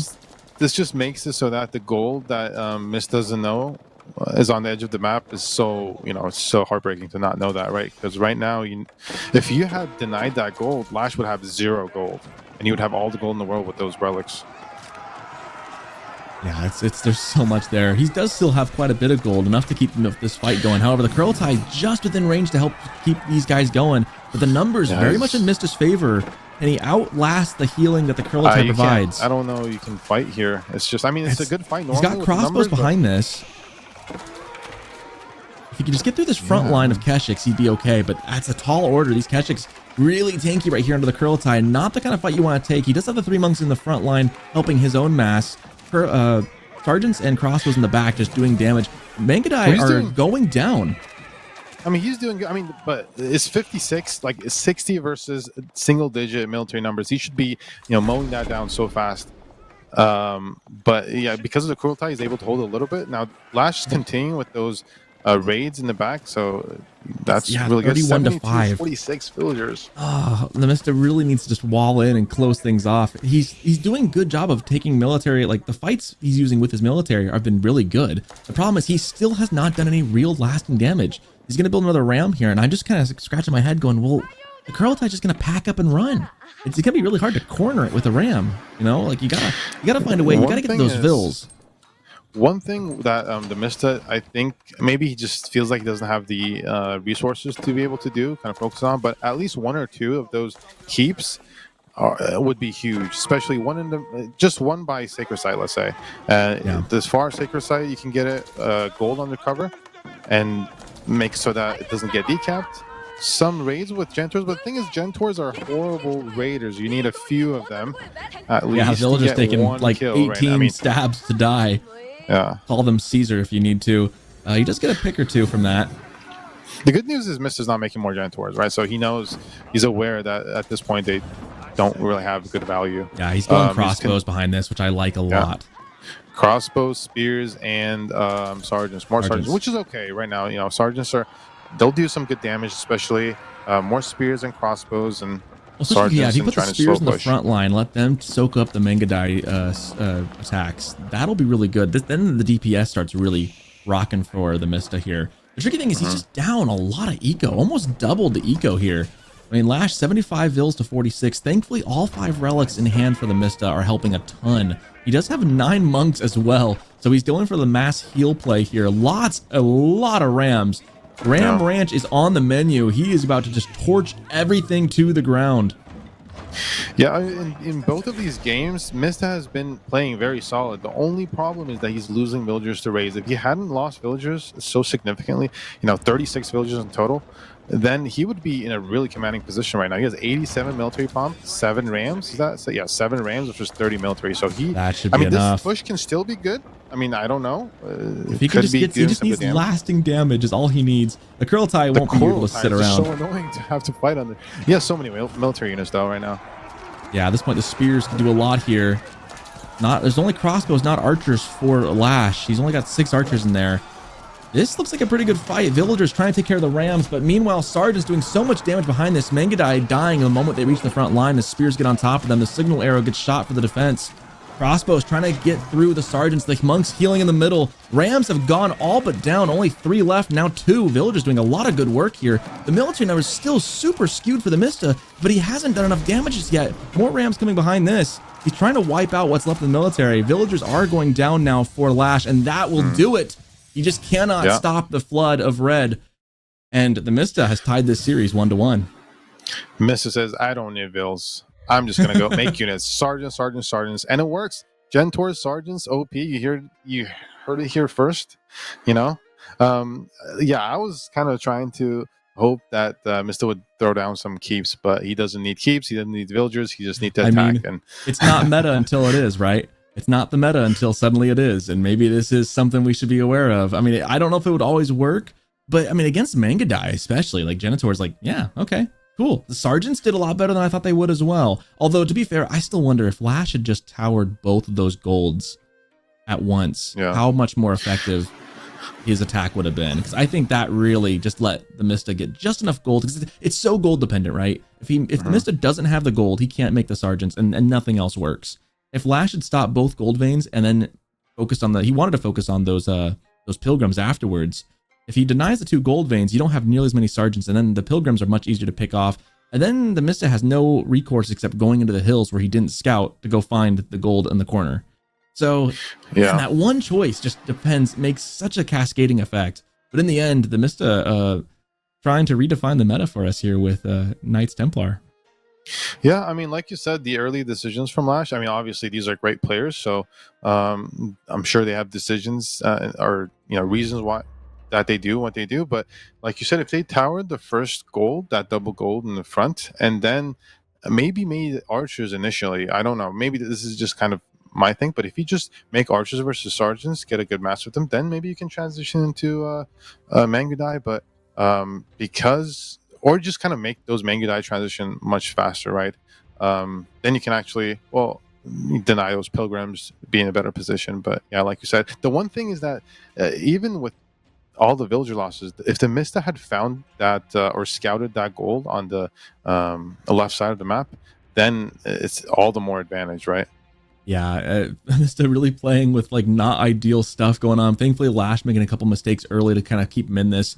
And then, props to TheMista. I mean, the Genitors were kind of fun to see. You just don't see him often, but he used them pretty well there in the end. He did a good job of picking off all the range units, getting to the Mangudai, and he kept that mass alive for a very long time. And then, of course, the Sergeant pump that just continued. And once he started making spears, though, and he started really making the hard counters to what he was going against, I feel like that really kind of spelled the doom. And shout out to those monks doing a lot of healing on the front line that kind of help counteract the Kurultai that was there. Because that was such a thorn in his side for so long, right? The Kurultai was just, he kept crashing into it time after time after time, making it very difficult. And man, with how many vills he lost as well, it's a good thing he got all the relics. Yeah, I think the relics was actually really, really huge because Mista doesn't have any eco advantage, right? He's really behind on eco, right? And LaSh, and LaSh is always fighting on the Kurultai, so he has that going for him as well. So the 5 relics, that extra gold was, I think, huge, right? Huge for this situation. And this is just too many units at this point. LaSh has all the advantages in terms of eco and positioning, Kurultai bonus, and everything like that. But with this many units, it just doesn't really matter at that point, right? Yeah, the Mista did a really good job of keeping that military. It's like once the military gets wiped off the board, it's over, right? The House of Cards just dismantles and just scatters. The fact that he always kept the military alive just enough, he kept those Genitors going just enough, kept the sergeants alive just enough, using the monks to heal up, keeping that military number there. As long as he had the military, he was ahead. The moment he loses that, he couldn't replace it, right? But the fact that he kept it alive and kept the ball rolling, kept it snowballing, really gave him the match. And coming up next, we get our first look at Byzantines and French on is that Highview? Is that right? What is that map? Pigeon's View. Excuse me. Yes. Pigeon's View. Similar. I was close. I was close. Yeah. It's like I was looking at it going, wait a minute. Yeah, it's French versus Byzantines. Now, Byzantines has options, like you said. You can go the jab contract to kind of counter out the spears with lots of donzos. But the Mista, I mean, this is kind of an OG Civ, so Mista should be a lot more comfortable with a lot of dynamics. Not to say he wasn't, comfortable with a lot of the things that he did with Knights Templar, but a lot more straightforward in terms of aggro for French. But we'll see. In terms of spawns are important, I think, right? Where the I was going to say that. Yeah, I was going to totally say this is going to be like for Byzantines. It's so spawn dependent as to how your defense is going to shape up. This is actually a matchup I really enjoy both playing on both sides and watching. I just think it's really fun. I think you've got really fun options with Byzantines in, like you mentioned, the javelin throwers, the javelin contract. I love the Limitine. That's a really fun unit to use just against the Byzantines. I think just the way it matches up is very, very fun and feels like always it's a dynamic, fast-paced game in the feudal age. So we got about 3 minutes before that begins. Right now it's a tied-up series, a good series this one so far. Tied up 1-1. One thing I will say though, LaSh has been able to build a really strong advantage in terms of villager count in both games, right? With a lot of raids, a lot of villager kills, and trying to get an advantage that way in terms of villager count. Now in this matchup, if you go for the spear jab situation, unit comp, then you're not able to raid as much, right? Now we've seen a lot of horsemen play from Byzantines recently, so that you can have that mobility a little bit, try to raid. And so that could be something that LaSh think he goes like a hippodrome or something? Or I don't know. I don't think he'll go hippodrome per se, but he could. Yeah, he might. What he could do is add do a horseman transition later on, depending on the situation. But in this case, Mist is going to be much more of the have more options to raid with his knights. And LaSh is probably going to be a lot more defensive. And we'll see if Mista goes for any type of eco play or is just kind of aggro. But yeah, like you said, Chamber of Commerce would be pretty wild to see, but I don't think that'd be a fun play to see. I don't think it'd be the right play to see. I mean, you never know. It's Mist. You can just make. I don't know. We did just see Antioch come out and win, so we didn't just see we saw Antioch and Genitor. And so we Genitors saw come out. Completely unique unit comp. So just leave the kitchen to him. Let him cook, and we'll see what comes out of kitchen. Well, I am excited to see what he dishes out here in about a minute and a half. As we have a moment, do we have a moment to take a look at the brackets? Do we have any updates on that? I'd love to take a look if we have just enough time and see where we're at right here. Marine Lord, to probably the surprise of nobody, moving on to the qualifiers of the best of 5 to see if he'll make it. He'll get to face either LaSh or TheMista. They get the honor of duking it out to see who gets to move forward. On the other side of the bracket, for the other seat of the table, Myriad and GUA going to be going at it. Meanwhile, Magic up 2 against Goalie Deckle. So some more fun rounds coming up after this. Don't go anywhere. But in the meantime, if you want to donate, you're welcome to donate. We'd love to have a little more funds. Looks like Magic just takes game number 3 and moves on. So Goalie Deckle. This is what I'm talking about, right? The Mista and Magic in a tournament and trying to qualify for a land. This is what we're trying to. This is what we want to see, right? We got Marine Lord. We got another spot. So we'll see how these games turn out. But who doesn't want to see sergeants, Gentors, and complete all these, right? I can't wait to see it. It's gonna be fun. So a Magic, though, is going to move on to the qualifying round, and we'll get the honor of fighting against either Myriad or GUA, depending on who wins that series. It's right now 0-0, but yeah, we got a live look there at Magic taking game number 3 and moving on to the next round. We'll say goodbye to Goalie Deckle, who will be missed. We're sad to see him go. That's a tricky thing. That's the one sad thing about this LAN is that there's all these players I just love watching, but there's only so many spots at the table. Thankfully, we do have these qualifiers. We are able to broadcast this, of course. It's fun to see these guys get a play here. But man, it's you wish you could just bring them all. You know, you wish you could just have all of them. But unfortunately, there's only so much time in the day and so many days in the week for us to run the tournament. We dive in. Game number 3, Byzantines French. LaSh as the Byzantines in the blue to the northwest, and in the southeast, TheMista as the French. One thing immediately that you can see from the French side of things, I mean, it's not too big of a deal in terms because French is going to be on the aggressive, but both deer packs very secure behind the base. Doesn't really need to even go for the pro scouts. You can just kind of transition to that deer pack really quickly. For the Byzantines, forward gold and double forward gold. So in a prolonged fuel situation where both players are trying to transition to castle, it might be an issue for him. The good thing, though, is the berries is a little more secure in the back with the wood line and some deer, another wood line in the back, so he can kind of wall out a little easier, right? Yeah, most definitely. He does have some nice wood lines, but again, that gold up front, very exposed. But I guess that's where you just park the military, right? If you start making limits in A, you just kind of park them up front, and that would be the plan. You just got to make sure you keep that very defended. So on the upside for LaSh, it's all very singular as to what you need to defend. You got to have everything right there. What we're looking at is where everything needs to be built around to make sure that the knights don't get involved too heavily. But yeah, early game could be an issue. Might need to do a little short wall there or something just to kind of secure that area a bit better. Yeah, and the Byzantines more recently, right? Because you're after that patch with the change of the stone cost for cisterns, you are more exposed in terms of the number of places you're out on the map in the early game with gold, berries, and stone. So you got to be a little more careful with how you spread your villagers and how you protect your villagers from those early French knights. So good thing is berries and the stones a little more back, and maybe a tower up on the gold or something, but you got to pay attention, right? That's the important thing. Yeah, gonna have to be careful. That could be very wallable later on that north side, the 2 wood lines back there. But early on, putting that winery there, the knights are definitely to be vying for that area. Mm-hmm. So far, though, pretty standard stuff that we're seeing from both players. Nothing out of the ordinary here. Like we said, kind of a classic matchup, this one. Yeah. Yeah, and I feel like because LaSh doesn't have as much a rating opportunity, especially if I'm expecting Grand Winery.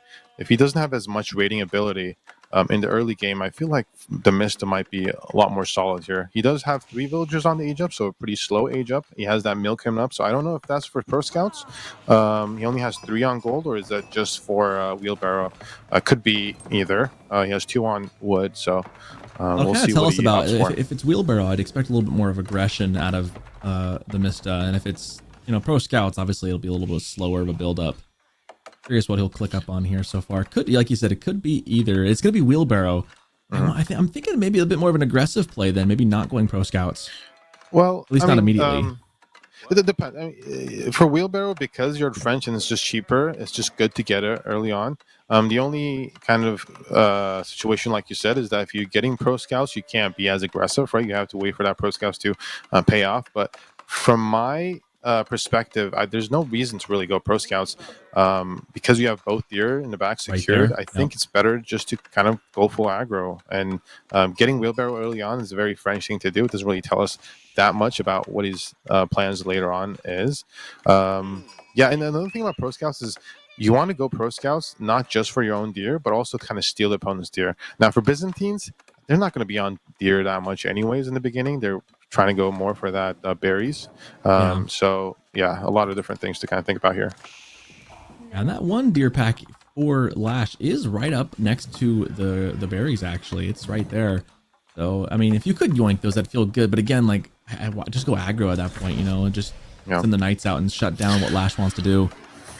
Yeah, I think especially with the spawn trying to deny some gold and then just bother the berries a little bit. Definitely deny the second and third berry packs because they're out in front, right, on the left side of the map. So I think the Mist is just gonna get those eco upgrades because they're cheaper, you're French, and then slowly build up that deadly feudal mass for the French, right? So I think that's what's happening. It's not kind of an eco play, just kind of get all the eco upgrades and then focus on attack. We do have the first knight already on the field. Second one not queued up just yet, though. Not quite enough resources to do so, but he's on the way. Looks like he's headed towards the gold to start.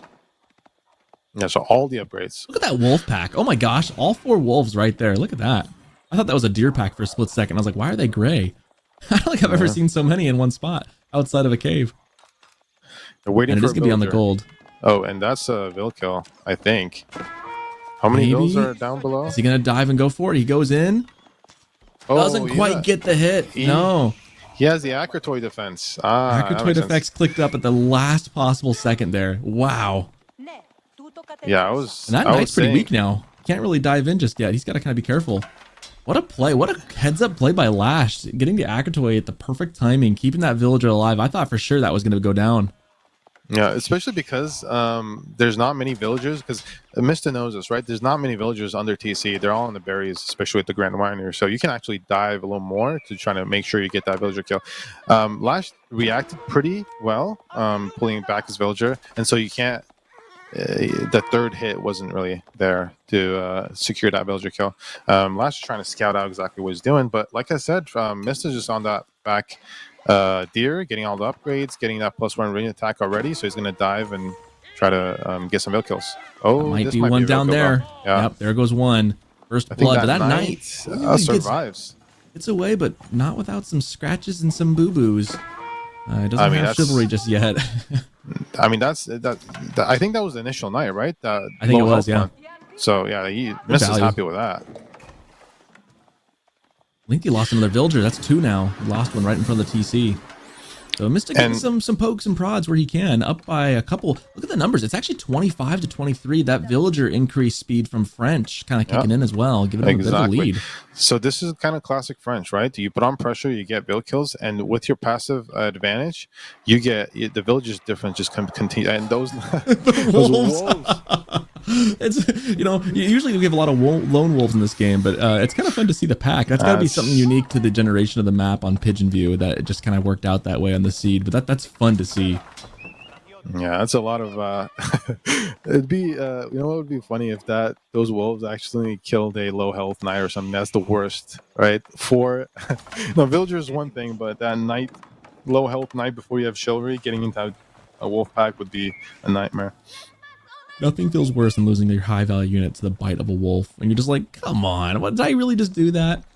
It's so fun. It's such a funny, unique part of this game that we have, like, just part of just random wolves that just irritate you and get you walled up. I love this wall here from TheMista. That's exactly what you want it. Yeah. Just denying that ability to wrap around for the knights. And you have those spears there to protect, right? And you have a few spears at the berries. And now you're a little more established. You're less vulnerable to those attacks from knights. And Mista, I'm not... is he just trying to go for castle here? Is he... Because he's banking those up. Knight not in queue. There's 4 knights on the field. There's no chivalry. Now all the upgrades are there. Well, not all the eco upgrades are there. Could you imagine? And I know this isn't going to happen, but just imagine Mista. This is because it's TheMista. Hear me out. Hear me out. Yeah, this could be a potential. For sure. He's going to go castle, but the follow-up. What if he went French men-at-arms as a follow-up, just for the giggles? I could see it. It wouldn't be a bad choice, I think. I don't know if LaSh is scouting this. He's definitely going for men-at-arms. Oh my gosh, I got it right. Let's go. Oh my goodness, we're going to see a men-at-arms French rush. I love this. I was hoping it would be the case, and I was like, man, this would actually be a good choice here, because all that LaSh has is a bunch of javelins and a couple javelins and some limited. This is going to come out like a wrecking ball. Oh, I'm so hyped for this. Yeah. I mean, no, it makes perfect sense. It's jab. One thing, jabs, spears is a really, really strong combo, right? Especially for playing against knights and archers.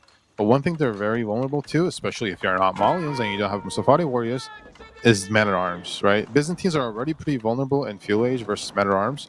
And so if Mista is able to pump good amount of these men-at-arms, it's going to be a really hard time for LaSh. And Mista already has that blacksmith upgrade, right? +1. He's just going to get that +2. He's going to keep pumping men-at-arms, knights, a few knights to kind of poke around. And yeah, I think it's a pretty good plan. I'm so excited for this. Yeah. I have done this on the ladder before, and I was like, yeah, it works on ladder when I'm like, sitting in like diamond, platinum. It works there. I don't always expect it to work at such a high level, but man, here comes the scout. He's gonna see it starting right now. He sees the barracks, and he's got to be sitting there going, no way. And now that he sees both, he's gonna know. LaSh knows what's coming, but does he have time to react? Is the question. Yeah, I think the only way you can react is to try to get the castle as fast as possible. But like, now this is the tricky part: the gold, Gold. right? You have 2 goals on the front, and now you need all the gold in the world. He's going for horsemen. I don't know about this. We see some animal control being done there. A quad. The pack has been destroyed. That's pretty funny. And the other thing is, Mista's putting that he put down that guild hall, right? So he's gonna get those passive resources, or that not trickle, but like that storage of the long term. 3 barracks. 3 barracks. 3 barracks. I mean, that's what you got to do. You got to flood the earth. And basically, you're just going. It's like this is like the poor man's burger rush, right? Where you just flood the earth with men-at-arms, get the tempo and the timing. This could really work. I mean, you just march right into the base. If he has the ranged armor upgrades. So he has both. I mean, the only thing that scares me is you got to be a little mindful of the javelins. They do have pretty high base damage, but there's just not enough of them. 8 right now to the 7 men-at-arms. If he can get a good 20 of these guys on the field, this could be game. Mista going for the all-out aggression in Castle Age. I love it. At this point, with Castle Age men-at-arms, you do not. I don't know if you have to be. You can be mindless as you want with those men-at-arms because you have 9 of them, 2 more in queue. And I don't like the thing about this is that LaSh is going for horsemen, and I think it's to raid. But they just get shredded by the men-at-arms. Yeah, this is putting yourself behind in terms of Castle Age timing. I think it's a pretty. You're just spending the food, right? So. It's just making the Mista strategy right now with men-at-arms all the more effective. He's trying to raid, putting those spear and horsemen behind the Mista's base, but a few men-at-arms are going to be able to clean this. So I do like his choice to try and raid, however. That's what he's been best at so far, but these men-at-arms just coming up and taking the fight. Lemontaine are going to get slowly shredded. He's trying to micro around them and trying to get around, but they're going to start falling one by one. He will lose a couple men-at-arms here to some of the damage, but he's just flooding more and more coming in, with knights still on the field to help as well. And once the Lemontaine are gone, the knights are going to come in to help clean up. Yeah, I don't know how. I don't think LaSh there's any way for LaSh to come back from here. I know it might seem like the vill count and the military count is not too bad, but in terms of the positioning he is in, he's so far away from castle. The gold access is so bad. The Mista's villagers. Oh, here comes the big raids. So strong. Big raids coming in. Knights having their way with the Byzantine Empire right now. Men-at-arms defending. A little bit of pressure from LaSh, but again, like long-term, Lemontaine can't sustain this kind of attack. The archer fire from the TC just too good. Meanwhile, the men-at-arms just walking into the base and just getting tickled by the Byzantine TC. Look at the idle. 20 plus idle for LaSh. Only 10 idle for the Mista, but the numbers of villagers are just so skewed in the Mista's favor now. And meanwhile, the military numbers are starting to go now in favor of the Mista as well. I agree. I don't think there's a way back in this. I think it's pretty funny.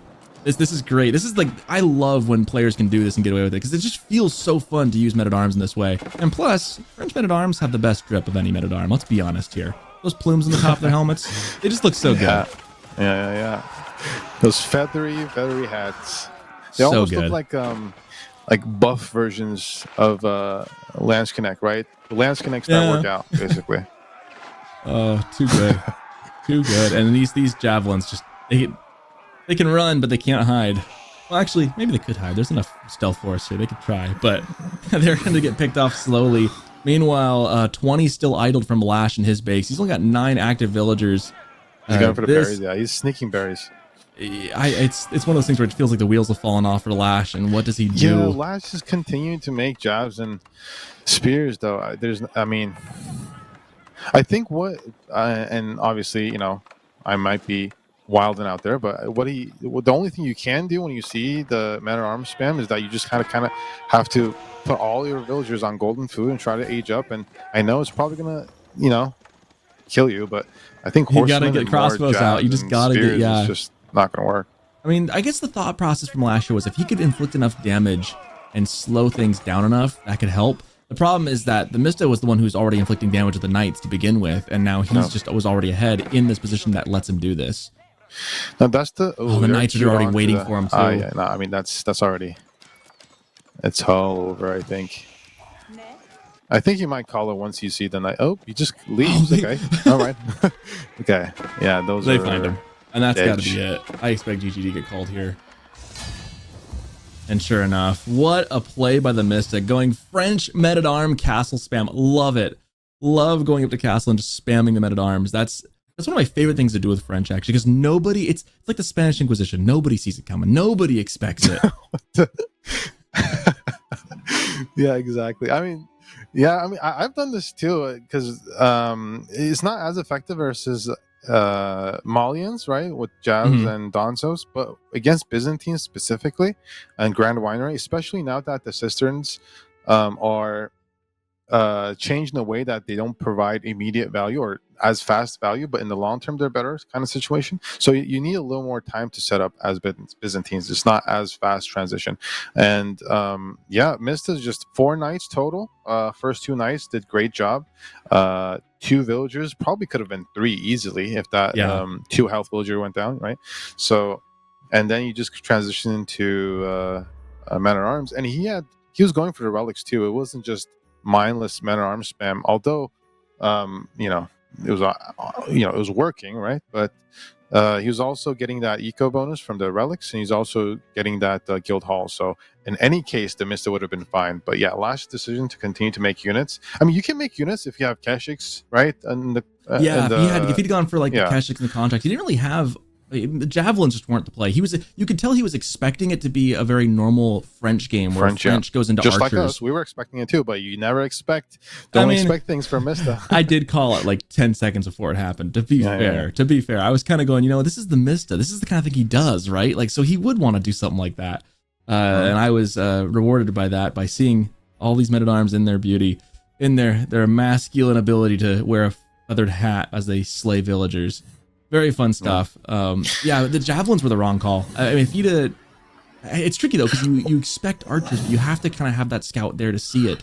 And if you see that he's going castle, then maybe you can. But then going Keshik is just you just never do that, But if you had Keshiks, that could have helped. You can't really say in the hindsight that.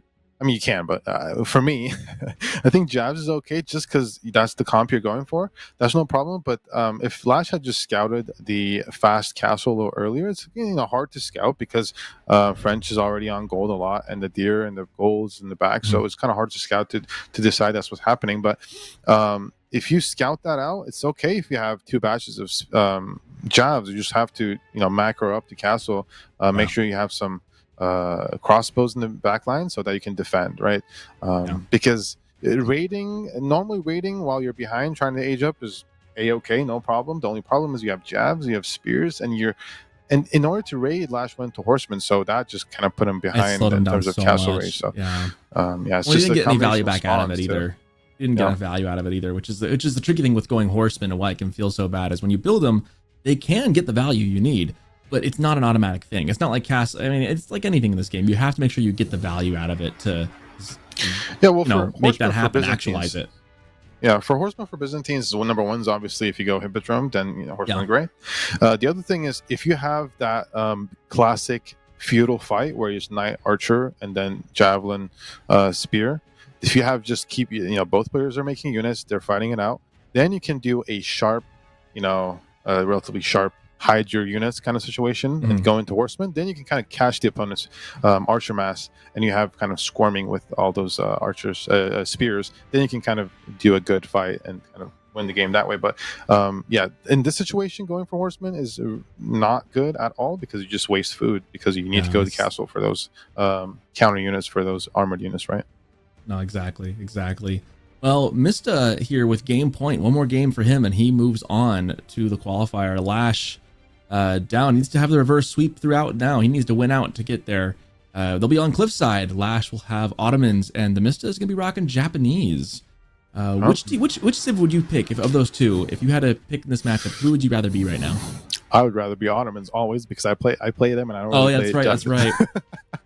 So if you're Ottomans, then what do you do with Japanese then? We'll go with that. If you're picking Ottomans and you see Japanese on this map, how are you? What's your game plan? I haven't played this matchup too long or recently, but now Japanese able to go for that barracks and put on pressure in the Dark Age, right? That's true. In the past, on the Cliffside, especially because the goal can be so close, I remember it's really easy to go for Dark Age barracks for that tower rush and starve Japanese out of gold and then play it that way. But now I don't think you can do that because Japanese does the same thing. has Dark Age now. Yeah. Mhm. So it's interesting. But I mean, Ottoman has a lot of good things going for him, especially for raiding. Now LaSh has a good unit to raid.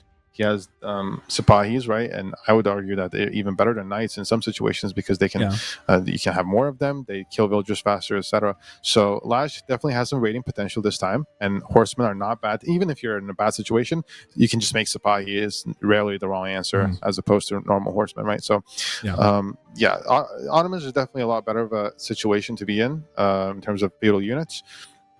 And I don't know exactly what TheMista is going to go for. We've seen different. I'm not going to predict anything. I'm not going to go down that road.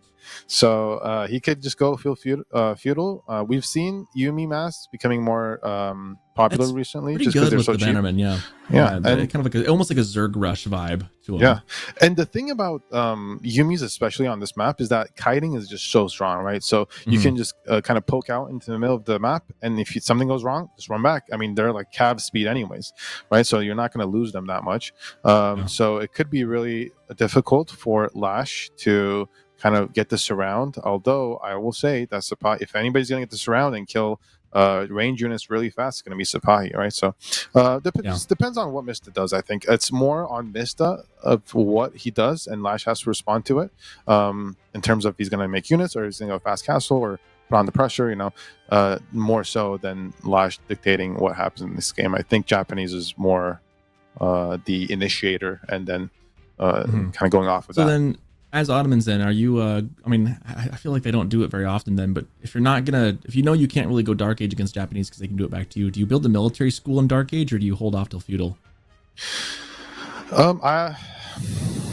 So if you go for the military school and the opponent doesn't go for anything, then you can actually use those spears, right? But in this situation, I don't think you probably want to go for that military school, especially if the Japanese. I was thinking, I just wanted to see the expert on Ottomans say it himself. I mean, I am no expert. I reject that completely. I just like them. But, you play them more than I do. I haven't seen. It feels like that's kind of been not the meta to go for the early Dark Age school. Used to be the thing to do. That was the build order when they first kind of came out. Was drop that military school at the moment. I mean, the thought process then was the sooner you have it up, the more value you get out of it. But yeah, it's almost better to just go barracks. And force the Dark Age pressure. Yeah, in the olden days, military schools was really, really good, right? So you just want to get as many of them out as soon as possible. But in terms of Dark Age, especially in this close map, I don't think you want to go for the military school, right? So you don't want to slow yourself down like that. You can add those on later if you want. Now it depends on what LaSh is kind of planning to, from the beginning. He just kind of have to scout what Japanese is doing and then respond that way, like I said. But especially if Japanese does Dark Age barracks, then if you have a military school, you're already putting yourself behind. That military school is going to do nothing, right? If you're going to get Dark Age barracks, Japanese can do whatever they want. They can make more spears. They can make one Dark Age samurai, and then now your spears are kind of just wasted. You can So I would say no military school is probably the more likely option here, but just because especially it's just so close on this map, right? It's cliffside. Yeah, it's such a short walk. Some maps feels like you're miles away from your opponent, and then there's cliffside where, despite the fact that it's really turtlenecky or bottlenecked and stuff, and there's lots of like kind of turtley aspects to it, you're also so close. You could get really aggressive really quick as well, which I actually do enjoy this map for those reasons. Yeah, I mean, absolutely. Be a little slow at times, go a little late, and that can kind of slow the game down. But overall, I've always enjoyed this map quite a bit compared to some others. Yeah, me too. I mean, I in the first time that was introduced, I was like, oh, all these cliffs, it's probably going to be wallable. And there was, nothing further from this. It's very aggro. A lot of times you fight feudal. There we go. Barracks right off the bat within 10 seconds. So looks like LaSh will want to go for some Dark Age shenanigans. What will TheMista do over here? So TheMista in the red again with match point, 2 games to his name. LaSh with 1 needs to reverse sweep out to win and move on. LaSh as Ottomans in blue with the early school military barracks, not school. Immediately scouted out, so TheMista knows it's coming. How does he respond here? I mean, I guess scratch everything I said. This is just kind of the old matchup. Yeah, I guess so. It looks like Japanese just going to rush up the gold and get what they can first and back off. Yeah, maybe just TheMista just doesn't want to do some Dark Age barracks, but normally what LaSh is doing is, it could be problematic. I mean, Ottomans also get a cheaper barracks, but TheMista has access to samurai that can trickle in, right? So, Yep. He's not yeah, going to Mista's from just getting Kawada. 4 He on just gold. knows. Yeah, he's just going to know he's going to get up Or on 3. gold, back up, and age up. It looks like so he's Four, already four, got. four. I think one more drop off should just about do it for him here.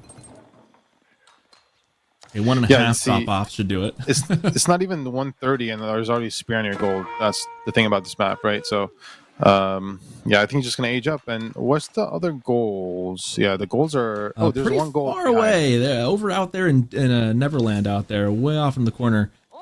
I mean, walk quite there's a ways. a gold. There's a gold. Just go ninjas. So okay. Ooh, I don't know. A cow was trying to manifest some Coca Township. I don't know if we'll see ninjas. That would be kind of fun. I don't know if that'd be the right call long term, but he refused to predict. Cow is shooting his shot and going, "Hey guys, there are ninjas on this civ." It is the TheMista after all, but I refuse to predict because it's TheMista. I have no idea. I'm gonna stop saying things. the traditional choice would be go for the storehouse and get the free farms and drop off. But with TheMista, you never know. We did see men-at-arms from French, and we did see Genitors earlier. So he's fully on food, just trying to get that age up as fast as he can. Spears doing their thing. Dark Age rushes can be annoying, but they're not always devastating because you are slowing down yourself as well to do it. So a smart opponent can, manage around it, and it will not be ninjas. It's going to be a very well-placed Kura storehouse. The storehouse goes down. And we'll see what TheMista has up his sleeve after that. I would wonder, maybe he does go for like a Yumi rush, potentially. Go for mass Yumis. Yeah, I mean, Yumis in this situation would be great because you can see the wood line for LaSh. No, number 1, he already has barracks and 3 spears, right? So that's the first thing. Number 2, the wood lines for LaSh is kind of on one side. So if he is able to take control in terms of military, he's aiding up with 9. So I'm not sure what the reasoning behind that is. Maybe you just want to get out that Yumi real quick. He's going to get up in age and have nothing after that. Yeah. I mean, there's also a world where he could because it's TheMista, I could see a world where he tries to switch like a surprise Onobugeisha play later on. So that storehouse is, excited to get into business. There's so many 7 villagers. It was already 9 to 7. He gets a 330 age up. I mean, I guess the thought process, you get that free farm right away. So maybe you're trying to maximize your farm economy. I don't know. I'm trying to come up with a good reason. Seems a little silly. He does have 1 villager go on it already. I think he just doesn't want to build a lumber camp. Lumber camp. Yeah. That's my explanation. That makes sense. Pretty clean looking build otherwise though here. I mean, he doesn't have a whole lot going on besides. Does he even have a villager in queue? He does. So he's got enough resources to keep moving. No. Yeah, lots on wood. He's got to be building something. The question is what? It'll be the twin minaret madrasa for LaSh. Yeah, LaSh is building the twin minaret madrasa on the back, right next to the berries. And the one thing about that is that when those villagers eat up the berries from a landmark, which are the good berries, thumbs up, you want to eat those berries because those are faster, they better gather rate, and just generally better. But once those are depleted, the villagers immediately go back to the normal berries, and that's kind of annoying to kind of deal with. But yeah, and normally it's just in the back is safe. So, and it will be Yumi's coming out. Already has 2 in the queue, just immediately getting up on that, bringing a good sheep haul back home as well. I love to see that in particular. Yeah, the twin minaret, it's interesting with Ottomans. Both landmarks. It used to be that the twin minaret was always the go-to. Don't even bother with the other one. The Sultani is it Sultani Trade Network? No, I forget. Sultan Hani, I think. Sultani Trade Network. That one was always kind of a meme, but now like with the change that it had about a year ago, I want to say it's you could see either of those be played, but twin minaret's still a very solid choice here. Yeah, I mean, it just gives you so much food, and as Ottomans, especially if you go for that.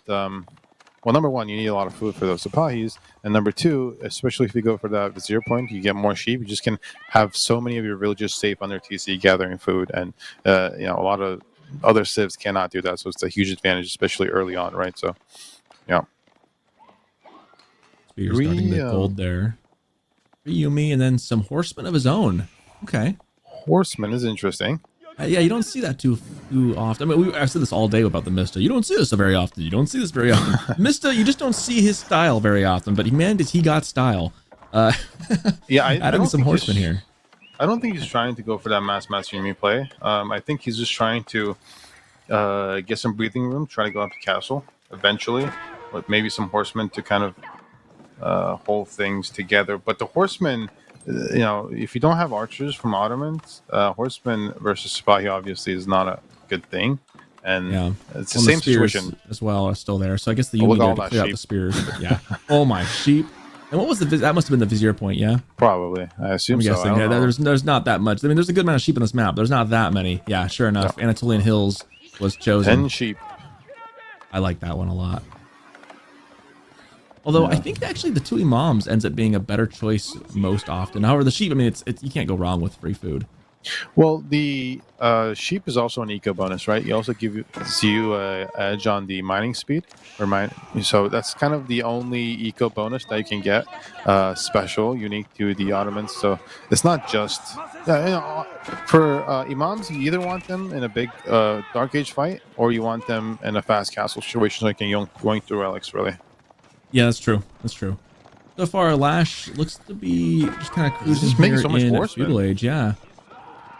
Misto adding some more as well. I don't Sipahi just kind of win though. Yeah, they're better like in every way, and they're on top of the Yumi almost immediately. Yumi trying to take out the spears. Will they even get one? They will get one. There's another one they're trying to get on top of as well. Kind of a back and forth kind of skirmish here. Spearman trying to get a piece of the horseman. Horseman well microed by TheMista, gets him away, and that spear will go down with the rest of his friends. And overall, pretty good engagement there from TheMista. Yeah, I mean, because he has so much horsemen, yeah, but in the long term, if I am the Ottomans and I see my opponent making horsemen and Yumi, I am A-okay, no problem, right? Because I can just double up on the Sipahis.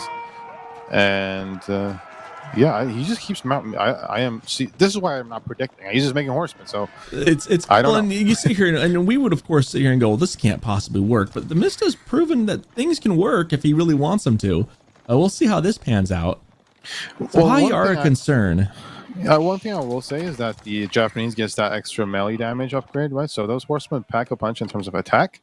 It's just still Sipahis are just. I mean, they're more expensive unit. They're a stronger unit just generally. I think Mista's just trying to raid with those. The problem right now is that where are you going to raid? There is nowhere to raid. For LaSh, right here, they might get one. They dive in right on top. There's low health. Pretty good reaction there. Yeah, they can't stay though. Fortitude giving plus 50% attack speed from the Metter. And meanwhile, though, TheMista on the back line here has got a villager kill himself. Yeah, and he's got two to his name now. Attack, great raid. Yeah, the plus attack there really coming into play. The melee damage upgrade +2 additionally, and then 4 horsemen. Normally, horsemen are very lackluster versus villagers in terms of damage to try to get the kill. But when you have that upgrade, a lot more Takazaiku, is that the upgrade, the melee upgrade? I might be wrong. I think it's a Takazaiku. I just call it melee upgrade. Tawada is the berry one, I believe. Yeah. I'm sorry, I don't have the that one's it's the level 2. Oh, Takazaiku is the second food one. Oh man, I'm all sorts of mixed up. Disregard what I'm saying. I don't know. I knew the names, I just don't know which one went to what. I know Tawada's the first upgrade for the food. The second one is the Takazaiku. Yeah. So yeah, the melee upgrades, I don't know. Oh, he's going to get caught up. A lot of those horsemen are going to go down. He continues... Mist just continues to go for the horseman archer, or Yumi, which I'm very... Because, I mean, LaSh is doing the right thing. Just keep making Sipahi, right? That's all you need to do. There's nothing else you have to do. Yeah, at some point, if you look at the middle, like the food eco right now, LaSh is hitting a little bit more food. Mist has got a little bit more gold and stone. Just coming in with these horseman raids, though. He's just really being aggressive with these. Not going to get any kills on this time. Just going to take some archer fire from the town center as the LaSh garrisons his stuff pretty quickly there. But yeah, long term, I'm trying to figure out what TheMista's game plan is. Because, I mean, eventually it'd be nice for him to get a bannerman, like, with those horsemen. That would help. Yeah. But even then, like, the Sipahi are looking scary. And there are spears in the field for LaSh as well. Yeah, LaSh can... One thing LaSh can do at this point is, I think he's maybe looking for castle, or he's just trying to, because he's making spears. And I understand because there's so many horsemen, you make spears, but I don't think you have to make too many spears. After those 3 come out, you have, 8 spears total. You can just defend with those and maybe go for military schools or just raid with Sipahi here. Bit of a surround here from the Mista, but can he, this is what we're going to see, like, which wins, Sipahi or Horseman. Like, and the numbers, I think, favored the Mista to begin this fight. The meta should be helping out a lot. I mean, yeah, the Sipahi, though, just kind of stand their ground. And then come some spears in relief. I mean, it's not the worst trade in the world because there were so many horsemen, but it's yeah, I mean... Well, with the meta as well for the bonus, like that's just huge because you can get the extra defense, you can get the extra attack speed, you can do a lot with that. Yeah. Yeah, I think now Mista is going to Spearman, and you absolutely have to, right? Because against Sipahi, they're kind of like knights in a way. You can't really play them or counter them with Cav as well, unless you have, knights of your own or something. Sipahi looking to get a raid here in the end. They're going to just poke a Ville and run away. No real damage done there by LaSh other than just a little bit of idle time. Both players kind of settling in here. Next Vizier point is almost up. We'll see what that'll be. A lot of horsemen. This is a scary raiding force, though, from the Mista. He's done a good job of kind of keeping this group alive. Yeah, but I think you just keep some of those spears in the back and you're okay. I think, right? Because a lot of your eco's under TC anyways. So you just maybe get textiles and just defend. I don't think it's... But yeah, Mista's just going for that food farm transition. So if you're LaSh, you got to attack or you got to go castle. You do... I don't know if he has both military schools. I did see one military school there. But yeah. The wall's coming up, slowing the game down here. I imagine both players will make their way to castle here in a bit. Yeah, a couple spears. Only takes 3 to make you kind of not want to touch that. Although, actually, that's enough horsemen. He probably still could anyways. Yeah, I mean, but then the problem is you probably lose 3 horsemen versus 3 spears or something, it just doesn't... Let's see. Yeah, he's just going to circle around the old line. He's going for double archery range. He might lose some villagers here. He definitely will, as that one... I don't know if he almost gets away. It's important. He's gonna not actually lose any there. Just some idle time inflicted. No textiles, so just good timing and good reaction time. Yumi doing some damage. Spears. But the problem is the horsemen aren't at home right now. Only a couple. This feels very tense. It feels like there's a lot of like tension and friction going on in this matchup. Where like both sides have a lot of military, but they're not next to each other, but they're both kind of in each other's bases. Not a ton of damage dealt either side, just kind of a slow build up, waiting on that first manor to kind of get clicked up. Yeah, I mean, the Mista has so many farms, right? So a lot of, you don't want to get out of position with the Yumi, although you feel safe because it's just so close to TC, right? That's why LaSh isn't attack. Normally, if you see all this Yumi, you just want to surround, but you can just easily run back under TC. Yeah, a lot of cat and mouse being played by both these players. Back and forth. Very mobile militaries, too. Those horsemen, however, for Mista, looking a little rough around the edges. They have seen a couple of battle wounds, have some scars. They don't really want to take a main fight. Yumi, though, kind of moving out towards those Sipahi, while a couple of them are back in the base. I like they got one. I like what LaSh is doing here. He's just going to age up, and you have 20, soon to be 20 Sipahi out on the field, and when you get that castle upgrade, they're going to be so strong, right? So the Mista only has 4 spears out on the field. Now, Mista's also going to age up, but that initial Castle Age army versus Castle Age army, because there's not enough spears on the Mista side, it could get tricky, especially with those outside resources. But yeah, I mean, both players are aging up, no problem. And one thing is that I think the Imams are still alive, no problem. So they're gonna get yoing some relics. Yeah, and I don't think did LaSh go for the Imams? Was that what we saw at the Vizier point? I know it was flashed for a second. I was pretty sure that's what it was. Yep, there they are. Oh yeah, thank you, Cal, for reminding me that I could just look up on top of the screen and see that. So it should be 2 quick relics. The difference though is that Mista could be camping them if he sent his horsemen out to those edges. He could try and snipe them. Of course, same could be said for LaSh here with the Sipahi, so it'll be kind of a fun relic grab race to see who comes out on top. I don't think LaSh or Mista is going to be out on the map initially that fast because he just doesn't have the advantage in terms of cavalry, right? The Sipahi are going to be so strong, and the Sipahi upgrades halfway done already, so you don't want to lose all your horses. Looks like the first Yorashiro is going to go into the forge for the bonus gold. He already has a lot of production, that's why. Yeah, and that's exactly right. He's already got a lot of production. He's been using a lot, so that makes sense. Get the bonus resources because gold is going to run out, and then you're gonna not have as much. So better to have an extra little bit of passive behind this. And these Sipahi keep trying to get through this, and it's this wall has done so much work for the Mista, just slowing that down, letting the archers get some free shots in. The upgrade's almost in. He's also about to get +2 ranged defense, so I think it's not that. Yeah, this you take this fight. The choke point feels kind of bad, but the Yumi are still too far away from being upgraded yet. They've got another minute or so. Meanwhile, Horseman trying to stand up, but just enough to keep him back. But meanwhile, back in the back of the base, Sipahi doing the circle around the Daimyo Manor, taking off a couple vills, it looks like. Now there's 6 spears in the field right now, so that's why that fight wasn't as good. But this choke, if there was no choke point, Mista would be in trouble. But he's using that choke point really well. He really, really is. I mean, those spears are getting the most value. And meanwhile, the Yumi are just kind of chipping away damage behind this. However, men-at-arms are a bit of a scary thing to see. That could be a good transition for LaSh to move into, because there's no real answer to men-at-arms from the Mista right now, other than just sheer number of Yumis doing like 1 damage each. He's getting ranged attack for Ottomans, right? LaSh and no range units, so interesting. Maybe that was a misclick. Maybe he just forced a habit. Well, he's already got the other ones. So yeah, maybe he's just getting it to get it at this point. Yeah.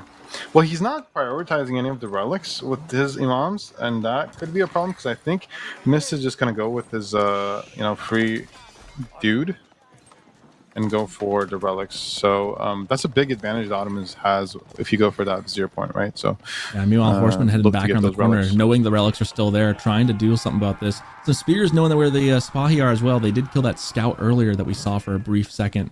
Spears chasing them away. A very even fight, dare I say. I do wonder, the men-at-arms are scary to me. If I'm the Mista, I'm getting that'd be a sight you wouldn't want to see. You need something that can deal with them. And frankly, Japanese does not have a great answer to men-at-arms. They got the Onimusha, but I've always felt Onimusha feel a little underwhelming for dealing with heavy stuff. I don't know if you want Onimusha with 24 Sipahi on the field. Exactly. It just doesn't synergize very well at all. But yeah, I mean, you need some kind of answer for the men-at-arms. Would that be maybe a knights or something? Maybe samurai. Yeah, I mean, you have options, right? You can just go for mountain samurai, like you said. You can also go for your own samurai with the upgrade. From the top rope, the fire, and it lands dead center. Nice. Yumi, don't die, but man, he hit a bunch of them for low health. Do you imagine that was the old mango? Oh gosh, it's gone. The whole thing would be gone. Half Yumi is gone situation. Yeah, this is just a super strong tempo for Ottomans with that first mango out. The second's also on the way. He's also getting some spears because LaSh is expecting mountain samurais. Now, there's not that many mountain samurais right now. There's a lot of Yumi, so spears might not get that much value, but he does have 8 men-at-arms, right? Like you said. Yeah, this is a scary mass from LaSh. I'm the Mista. I'm a little nervous about this. And right now, he's actually population capped with that house going down, so he is housed.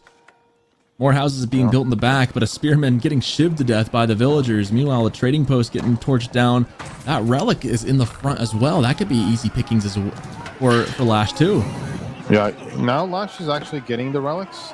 2 on the way back. You gotta be careful in this situation though. You gotta lose the mango. Oh yeah, the horseman trying to get on top of it. Gets it down to half health. Looks like they're going to be taken care of by the Sipahi, so it lives to fight another day. It launches, it fires. Yumi dodged the shot. Still doing some good damage against the Sipahi. There's a lot of Yumi on the field. They do a pretty good job here in this kind of mass, and they do have the bannermen giving them the buff as well. But Sipahi don't have a front line to stop them. They're on top of it. But they back up. Ooh, just enough to make LaSh want to back up a bit. Yeah, some of the units are in the front dying. Okay, we're pulling them back. So should be all good. LaSh is also starting to wall a little bit. The top side of his base is clear. He also knows that the Mista is out on the gold in the back, so he might split off some villagers to go raid that, or not villagers, Sipahi, of course, to raid that. Villagers might not be the best choice to raid, I will say, but Spears trying to do some more raiding as well. Man, I wish those were men-at-arms instead, but they will annoy them regardless. You don't really want to leave your villagers shivving 3 spears down for 20 minutes. Yeah, I mean, he's just going to send some Yumi out back, right? They're super fast. They'll just zoom over, zoom right back. But there's some, what's it called? Janissaries in the queue now. I think he's making them paying for them. Yeah, it looks like he's making them bit by bit there. He has not pressed the button. Yeah. The oh no, So I he's call it the paying oh for no them. button. The big red button has not been pressed. He has not pressed the oh crap button. He's making him by hand. It's a good counter to the samurai though. You know, it does pretty good. The tricky thing is they get kind of shredded by the archers. Yeah, The Yumi that's the will problem. pick them to pieces. So, but with the Yeah. mangonel, I mean, you could get another mangonel or two on the field. He's got two. He'll have three here on the field. That becomes a problem to the point where the Yumi have to just retreat from the mango, and then you send in the samurai to come and fight. But then you've got your janissaries ready to go. So I think LaSh has the better composition here. On top of the fact that he's also got the men at arms. Yeah, Cal's pointing out that Mist doesn't know where the relic is on his side of the map, so he's just that's unfortunate. Although LaSh does have a Sipahi there guarding the relic that Mista doesn't know exists. So interesting counterplay here. Yeah, I think the military schools are on Sipahi probably is my guess, and he's making a lot of Janissaries. Those are very, very gold expensive. Normally, as the Ottomans in Castle Age, you want to get that upgrade or the Vizier point that allows you to passively make Janissaries, so you just kind of put them in. Yeah, I think LaSh at this point, knows that he needs an answer to the mounted samurai which are coming, and he is trying to rush them up a little bit. And he sees the first of them right there. He's got a second town center on the field as well, but mounted samurai on top of it, trying to get some villager kills. All things considered, it's 8 to 6 villager kills, so pretty even game right there. And you can see that reflected in the numbers, 58 to 60 villagers. Military numbers pretty close too. So the problem is, if you're playing against Ottomans, you don't want the Ottomans to have more villagers. You definitely don't want the Ottomans to have more villagers and have a second TC if you're Japanese. And you also don't want the Ottomans to have 3 relics. So a lot of factors that give advantage to LaSh here. The only thing is, so 4 relics. That's looking pretty good for LaSh right now. And his military comp, I think, is superior. Even though the numbers are scary with the number of Yumi, I think with 3 mangoes behind this, almost 4, I think LaSh's military, I mean, if you could see in the army value, it's reflected there a bit too. Easy. Looks like he's got a fight in the bag. As long as he doesn't, get choked or have the horsemen or mounted samurai end up on top of the mangoes in the back line. As long as nothing catastrophic happens, I like where LaSh is at. And with the Janissaries there to help, should be a difficult thing. Ooh, that Sipahi's in the perfect spot. And this is the thing that LaSh has been so good at all series, but it hasn't quite gotten to pay off for him a lot. Yeah, fighting these little raids. Sipahi is 30 Sipahi total on the field, 3 mangoes. Yeah, I mean, LaSh is on, ahead economically with double TC, more relics, and did they shiv it down? They shivved the Sipahi down. That's hilarious. I think he probably got 3 vills or something, but the problem with 1 Sipahi is if you use Fortitude, then the villagers actually do good damage. Yeah, there's no way Mista wins this fight here. Mounted samurai trying to get onto the mangonels, but they're shooting their shots. One does get popped. 2 more with shots from the upper angle, taking out a couple more Yumis. And this is the thing, is that there's just no good front line for the Mista now, as there's nothing stopping the Onimusha and the ranged units from going down. 2 mangoes and Janissary still just taking their shots. And he's just charging down through the sacred site. Onimusha trying to kite, but there's nowhere to go but base. Yumi all but gone now. And meanwhile, the Janissary is just shooting line after line. Yeah, interesting decision by Mista to go for that many Onimusha. I think he's expecting LaSh to double down on the men-at-arms maybe. And when these walls come up, it's kind of hard to scout. There's no way. Do it. Yeah, he just had no ability to replenish that. And the Janissaries are just such a difficult unit to deal with. When you've got Janissaries with mangonels, that's one of the nastiest combos in this game, I think, because it's so tough. You got to get your cavalry onto the mangonels. The Janissaries stop you.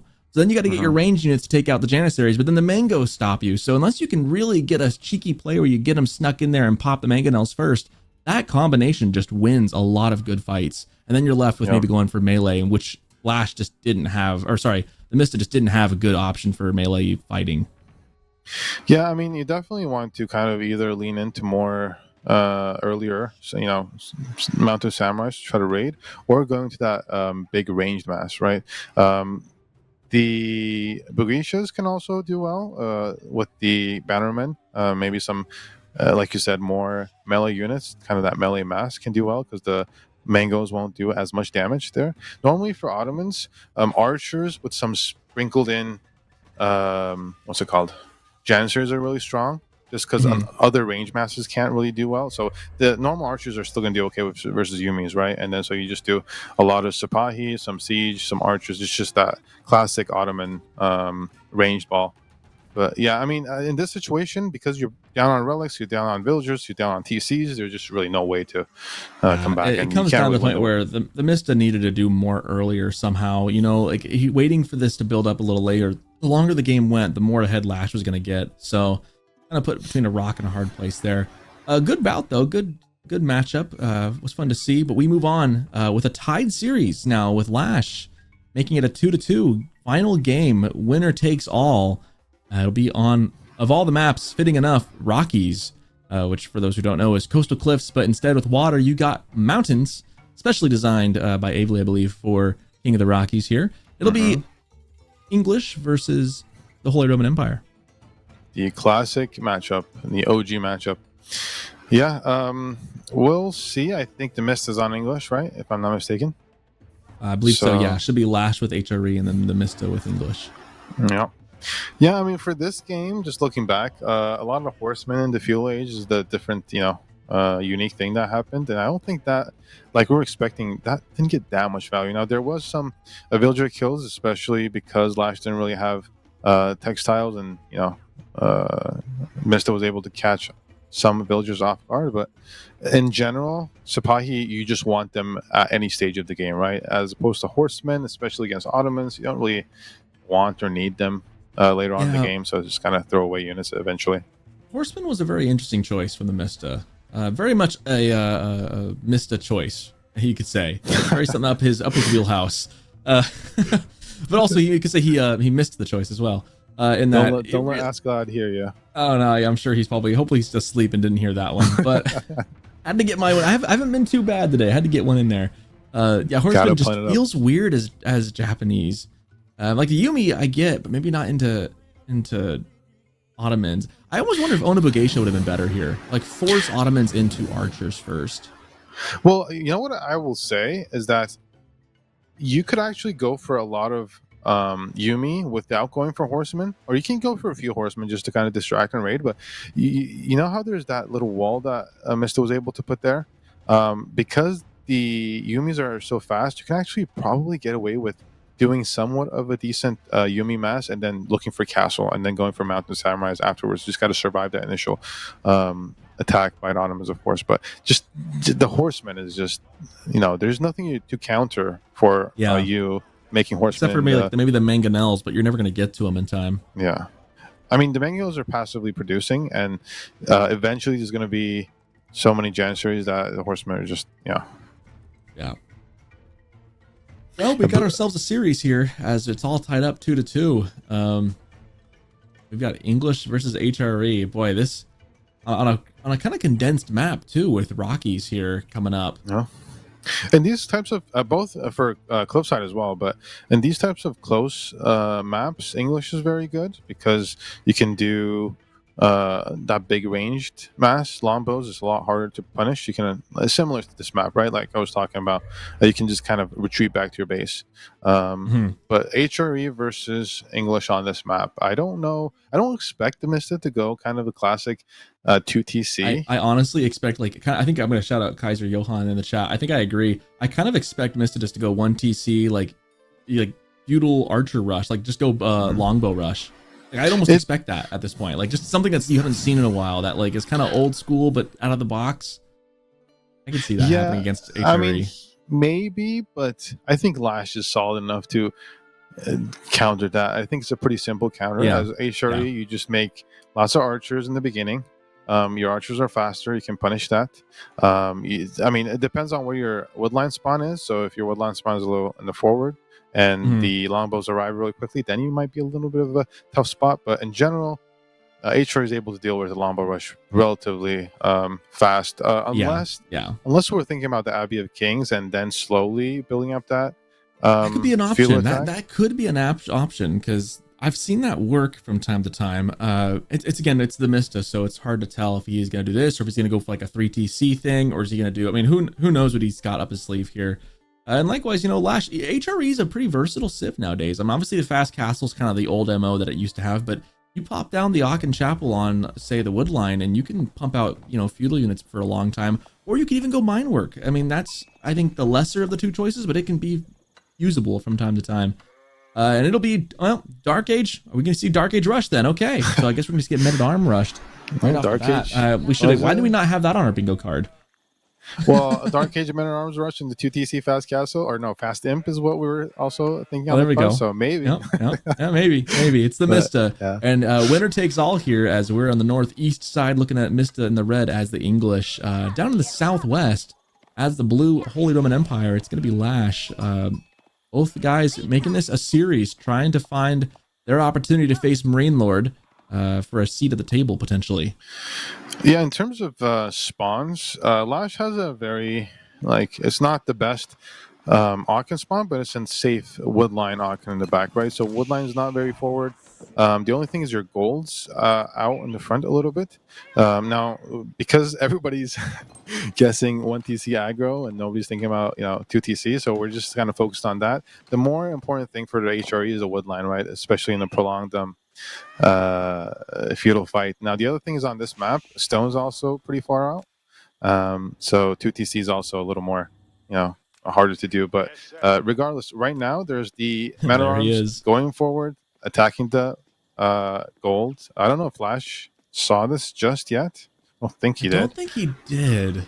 The scout's kind of on the south side, so I don't think he noticed this just yet. He will see it right when it gets to the gold then, as the English men-at-arms runs to the gold. Here he comes. These guys don't do a ton of damage off the bat. Also, I think it's under TC, right? Yeah, it's under TC. This is bad. This is really, really bad. I completely forgot that I don't. Is it usually under TC, the gold? It's all like right on the edge. It's usually right on the edge. See, right there, he's fine, but it's when he gets in a little closer. I mean, the problem is the prelate there just kind of negates this. This is the problem why you don't see this too often. Is the prelate right there just heals out. It takes like 3 of these guys to get through that. Yeah, but he's gonna. I know that's the edge, but the TC is able to shoot. Right? Yeah, they shoot a little further. Right on the edge. He's gonna, and you only need one full garrison TC to get these men at arms half health or something. So it's really, really bad. So I mean, this is kind of worst case for Mista. Yeah, this is rough.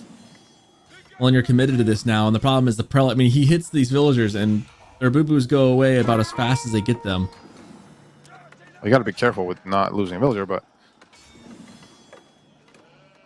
yeah. Yeah, that seems like if you're LaSh, you're feeling pretty good right about now. I guess they could get some marginal value by torching the house down. Oh, but then again, emergency repairs. So never mind. Never mind. Gosh, this is like worse. This is like worst case scenario for the Mista here. Yeah, I don't think it's supposed to be under TC, but just kind of how things happen sometimes. But like you said, both it's not. Oh wow. Yeah, no, that's not supposed to be. The Mist is getting spawned, troubled. Interesting. Yeah, like you said, emergency repairs, that house is probably going to be fine. But yeah, to see gold for Mista being so out in the front, meanwhile LaSh's golds and TC is definitely interesting. Yeah. This is one of those things where it's like, it might, I know people in chat might be wondering if this is bugged or not, and it's like, technically no, this is technically fine looking at it. It's just a little bit unlucky. Gold often does spawn just at the edge of TC range. Sometimes it's not, but sometimes it is. And there's the emergency repairs coming up, so it's going to be, that house is going to survive. In fact, it gets upgraded in the meantime.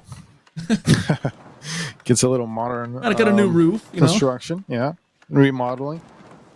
Yeah, there are guys, burning our house down. Don't worry, let's redo the roof. Going for the stable for LaSh, so not an archery range, but more stable. We do have hall. Maybe he scouted the council hall. I'm not sure, but he might also kind of feel deep in his heart that the council hall is coming because the Mista, and he's just gonna go OG strats. But yeah. I mean, regardless, it'll be the right choice. It might look like it's not that big of a deal. He pulled off of gold anyways, kind of situation, but. This is pretty significant for the Mista, right? He's also if you're going council hall, you want that as much damage as we can. And like I said, the Aachen is behind TC for LaSh, and the woodline is pretty safe. And the woodline is going to be under Aachen, the the sheep is going to be under Aachen, so LaSh is going to have no trouble defending under normally. Yeah, it's the question now for LaSh is how much does he commit to defense and when does he castle up? Like it shouldn't be hard to defend, but like just that kind of payoff at that point of like, okay, how much do I need? How all in is TheMista going to go here?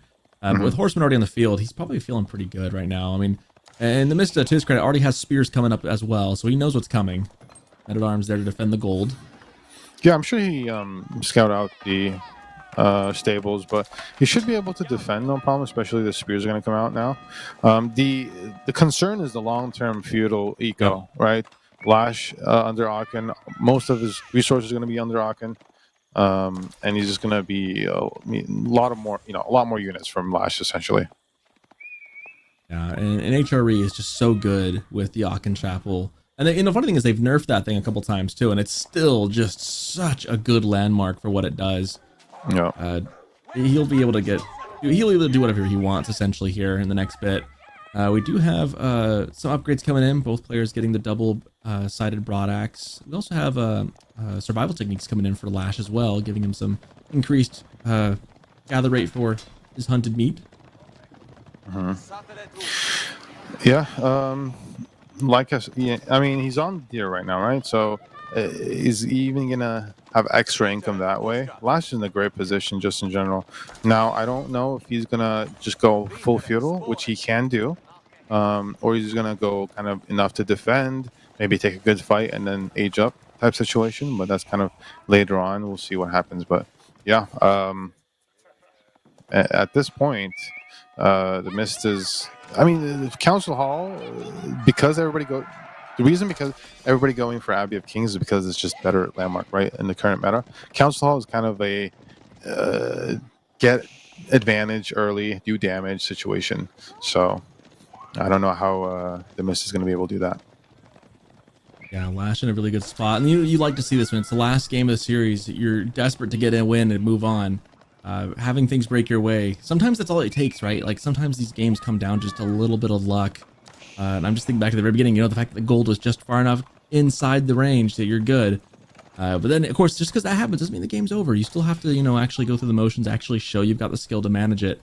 As we see, TheMista looking to get some more pressure coming up here. He's probably got a scout, looks like, right on that deer pack. So he probably knows where LaSh's units are. If he could get enough damage done, he could slow down what LaSh is doing. But there are some units at home near that gold, so this might be ill-fated here for TheMista. Yeah, for now he's safe in terms of his resources. TheMista is. He's making more men-at-arms, and usually as English, you want to make men-at-arms like later on. The comp of choice for English, especially with the Council Hall, is a lot of longbows and just enough spears to kind of protect those longbows, right? And then men-at-arms is eventually, once you have a good food eco, you can kind of go for men-at-arms and end the game type situation. But Mista's relying pretty heavily on men-at-arms, and he's also going for horsemen. So 2 horsemen and 2. I don't know about this choice. I don't know. Like there are archers on the field at least, but I don't know. This just feels like a backwards comp to me.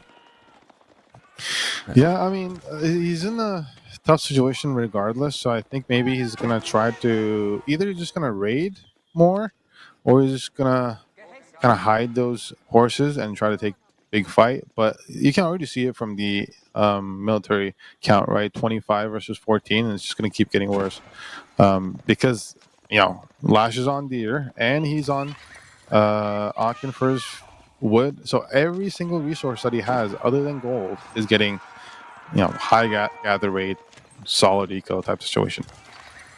Now wall's coming up now on the backside for LaSh. He's nice and secure. At this point, TheMista is. It just feels like you're making men-at-arms, and you've got horsemen, you got some spears, you got some what do you not have? I mean, TheMista is building every type of unit that he can physically build right now. Yeah, he's going quad comp. 4 quad comp, the omni comp, it's which you don't see very very frequently in feudal age because it doesn't usually work. No, I mean, it depends on the situation. Yeah, it just feels like it's kind of all over place. If you're doing everything, you're doing nothing at the same time, Yeah. And I mean, LaSh is able to kind of deny the outside resources. What's happening? Oh, I see. Oh We have a no, game crash. we have a game crash. Okay, Okay, well, well, at least Mista hopefully gets a better Mista gets a spawn. second chance, I guess. Oh man. So apparently It's the okay. game has crashed. It looks like it might have been LaSh's game that crashed or something. It's hard to tell. Looks like it.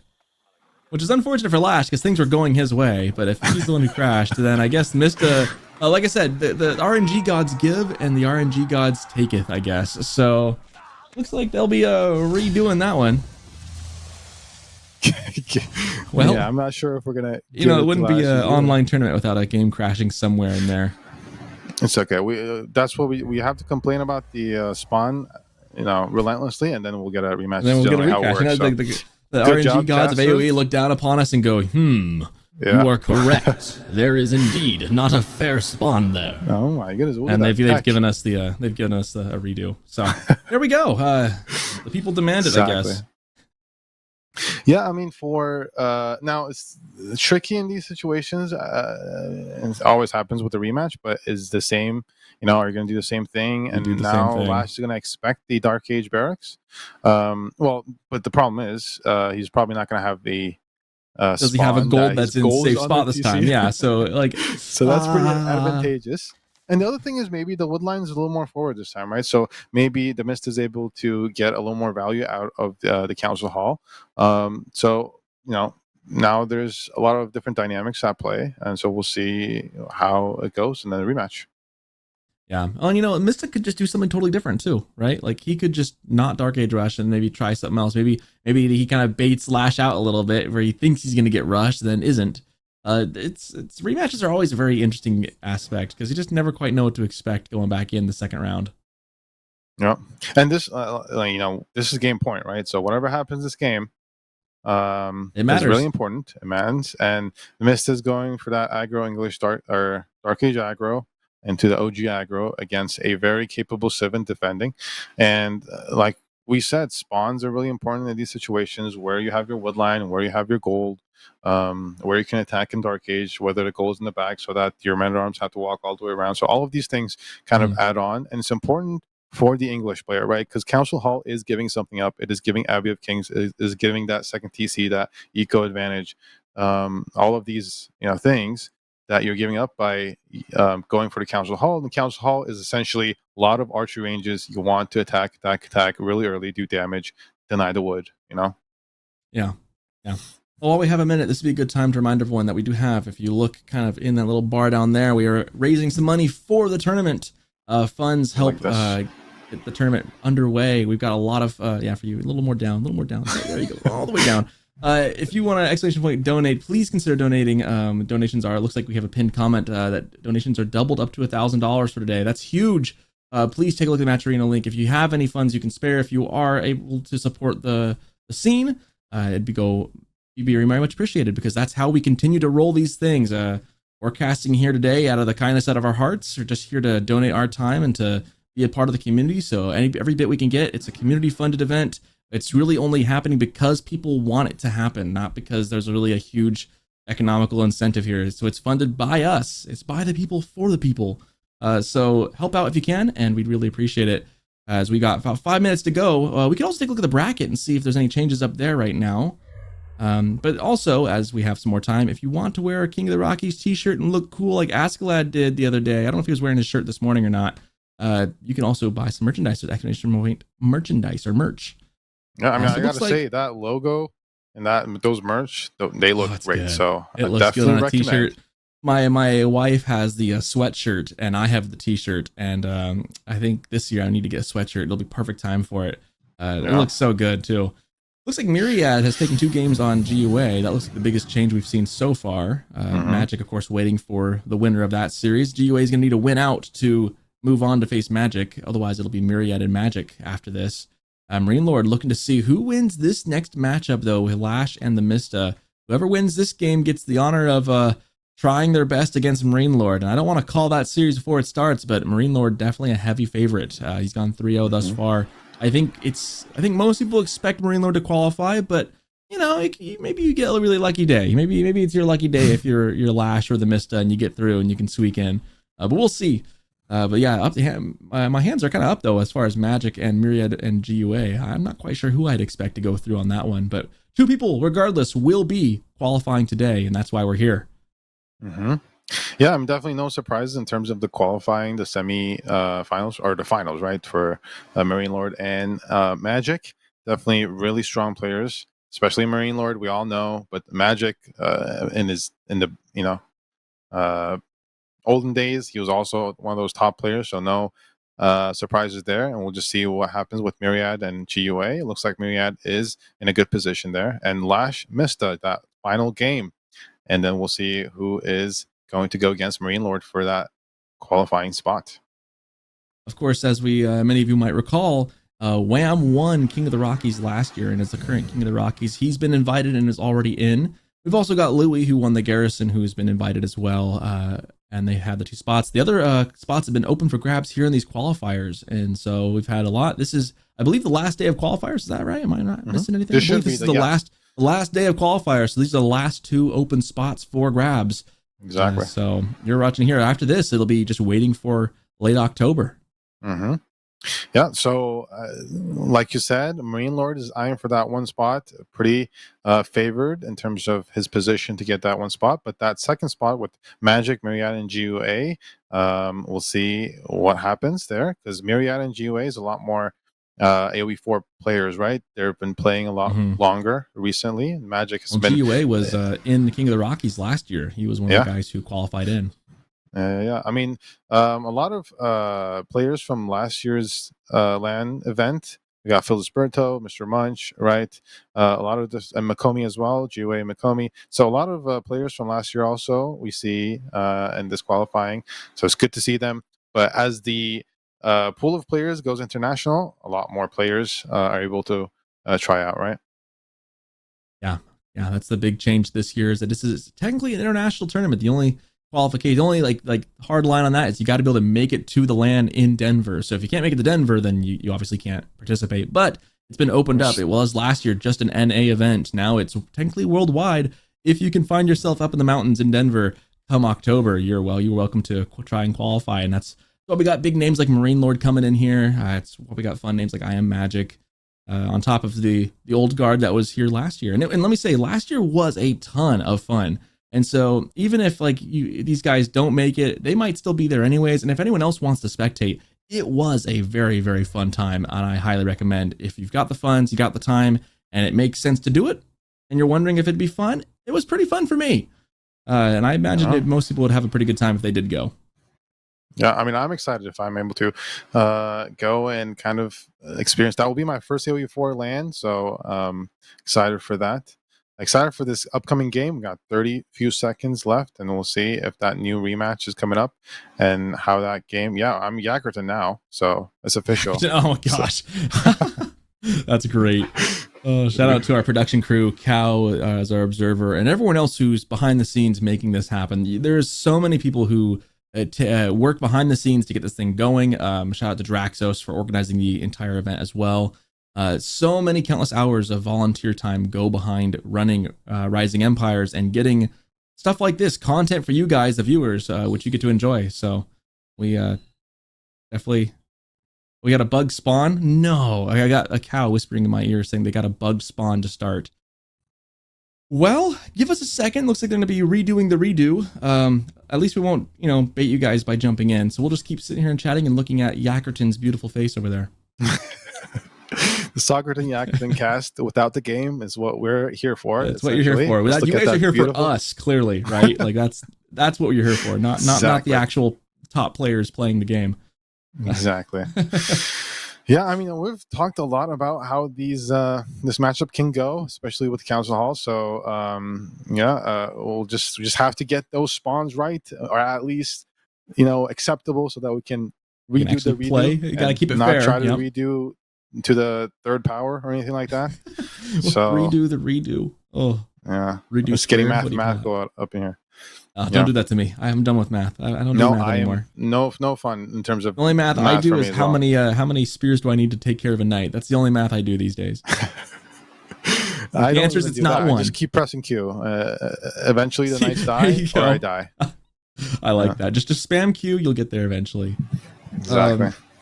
But yeah, no, I guess I'll just keep talking about Denver since I went last year and it was a lot of fun. How was your? You can talk about more your experience because you were there last year, and well, it was just so crazy to see some of these guys in person. One of my key defining moments, and I realized it was a little depressing because I realized like I just am never going to be as fast as Puppy Paw was. But I remember Puppy Paw warming up on one of the computers where everyone could just kind of go play like this. If you have the pass and you have the ability to sit down and play in the computer, like everyone's just kind of there in this one half, this big room. And Puppy Paw warming up. I've never seen someone's hand move so fast on a keyboard.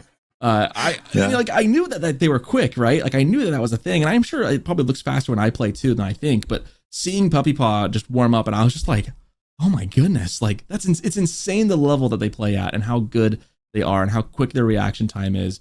And then really cool too was just talking to them. So not only is he like technically really good at just inputting inputs in the keyboard, but his game knowledge was just so deep at the time, and just so much knowledge that he had. He would talk about these different matchups. And they were just like just being next to him, Wham, all the other guys that were there, just like hearing them say these things and talk about like this game, that matchup, was just such a cool, neat experience to do. Really highly recommend it. And the other guys who are there, I mean, it's only one game at a time. It's not like where we have this bracket where there's multiple games going. We kind of went game series by series, so everyone else just chilling. Like you got two guys who are duking it out, and then the rest of the 12, everyone else are chilling, just hanging out. Watch it on the big screen or playing their own games and doing their own things. And so it's just such a fun event to hang out for a couple days. I'm really looking forward to it. I genuinely say it was one of my two biggest highlights of the year. The number one was actually getting to see the solar eclipse out in here in North America. I got to go out and visit some family, I think in Missouri, to go see that. That was the top. That was the coolest thing I saw all year. But the second right there below it was King of the Rockies. Like it was such a highlight of my year. So I've been looking forward to it ever since, to have number two. The moment when Draxus said, yeah, we're going to try for 2025 as well. I've been looking forward to this ever since. So yeah. And the other thing is because like you said, in the LAN event, each game is kind of there's not like a ton of players there like there are in qualifiers. There's each game kind of continues on and is more focused on the game. It also means that other pro players are available sometimes to cast, so you'll be getting a lot more insights in terms of the viewer for a lot more kind of valuable information. Now, I mean, soccer, I'm sure we are giving invaluable information to the viewers, invaluable, right? Those are high level There's something game about knowledge, but I'm sure pro players might give a little more in terms of game state, how the meta is, how the matchups go. But yeah. I love like we had a Wham, I believe, cast the qualifiers last weekend. And it's just so fun when you get those guys in the booth because like their main thing is playing the game, right? Like that's their specialty. So maybe casting's not always their strong. Maybe they're not the most like bubbly, outgoing kind of guys, or the most talkative guys, but their insights are so deep and they do know the game on such a fundamental level. It is really just cool just to be like sit back and like you're especially I remember I got to cast with I believe it was Puppy Paw at King of the Rockies last year. And it was so cool because I'd cast some of the play-by-play stuff and then he would just chime in about, oh yeah, that's a strange choice. I don't know, I would do this here instead. And it was just kind of fun to hear his thoughts as to his breakdown of what he's seeing and what he would do differently and how it was going to play out. And yeah, it's going to be a lot of fun. So if anyone has the ability to go, I highly recommend you do exclamation point tickets and try to get out there if you can. It was a blast and it will be this time as well. And Denver's really beautiful that time of year. There's lots of stuff to do. There's lots of hikes within like 40 minutes around the area. Just look out for that blue horse statue outside of the airport. It is creepy. We can also just give addresses in terms of like, it might be easier to navigate, but yeah, there's definitely, I mean, Denver is just Colorado in general, very green, very, fresh in terms of I don't know if it's that green. Denver specifically in terms of, I am from, Southern California, which is pretty green here, but nothing compared to like Seattle or, some of the places that, you guys. See, I live up in the Pacific Northwest, so everything other than verdant forest looks really dry to me. And Denver's pretty dry this time of year. Like it looks pretty brown. The mountains are nice. When you get up in into the mountains, it's pretty green. But Denver itself kind of sits like at the foothills of that. I mean, it's city, so it's right? kind of more plainsy. Yeah, urban centers are, you got to give them a break.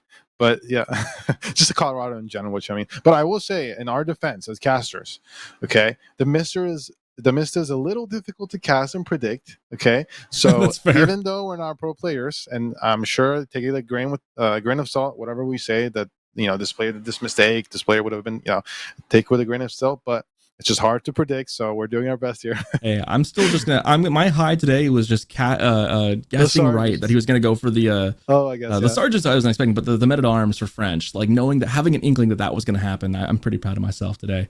If I can pat myself on the back just a little bit there, that was a fun play. Yeah. Well, anyways, we got a minute before we dive in here. Go ahead. Mine is more the sergeants and gentors. I don't think that can be topped. I think that was spectacular. Was something else. Can't believe that worked. I can't believe that worked. Genitors. I don't think I've ever seen those units used relatively effectively. I think one of the best, like, it's not a good unit. I think in general it's not very useful, but one of the best places to use them might be against Mangudai. So I think it was kind of like a very neat situation. Hard counter to that. Yeah, not like the one time. Well, we're in the redo of the redo. Gold outside of the TC. That might be what Mista wants. Both of them are. So we got a more fair and balanced spawn here. This time LaSh will be in the northwest corner. Blue again as HRE. TheMista in the red in the southeast as English. And this one, we've got one game to rule them all. Whoever wins this gets the honor of facing off against Marine Lord for their chance to try and get to King of the Rockies. Man, that's gotta. Do you think it's in the back of their minds right now, knowing that whoever wins this has to go try to win against Marine Lord, which is, let's be fair, a very tall order and probably not going to be a good outcome for either of these two players? I mean, I haven't had a lot of competitive experience. I only played for qualifiers last year, but in these situations, you just kind of focused it, on task at hand. Especially if it's 2-2, you just want to win this game, right? You don't have to worry about the next series. That's for a little later. You'll have a little break in between the series, I'm sure. So I think both players just kind of focused in on this game. Now, a little bit on the spawns for this game. Like Cal pointed out, both goals are outside TC range, so we like that. And Mista's not going for that Dark Age like he was in the previous game, right? So one thing I will say is the wood lines for LaSh is a little more forward. Now, he has the farther wood line in the back, but his Aachen is probably going to be on the forward position on the wood line in the front. So a little more attackable for the Council Hall if he opts for the Council Hall, which we don't know. TheMista might go for Abbey right now, right? So we'll see.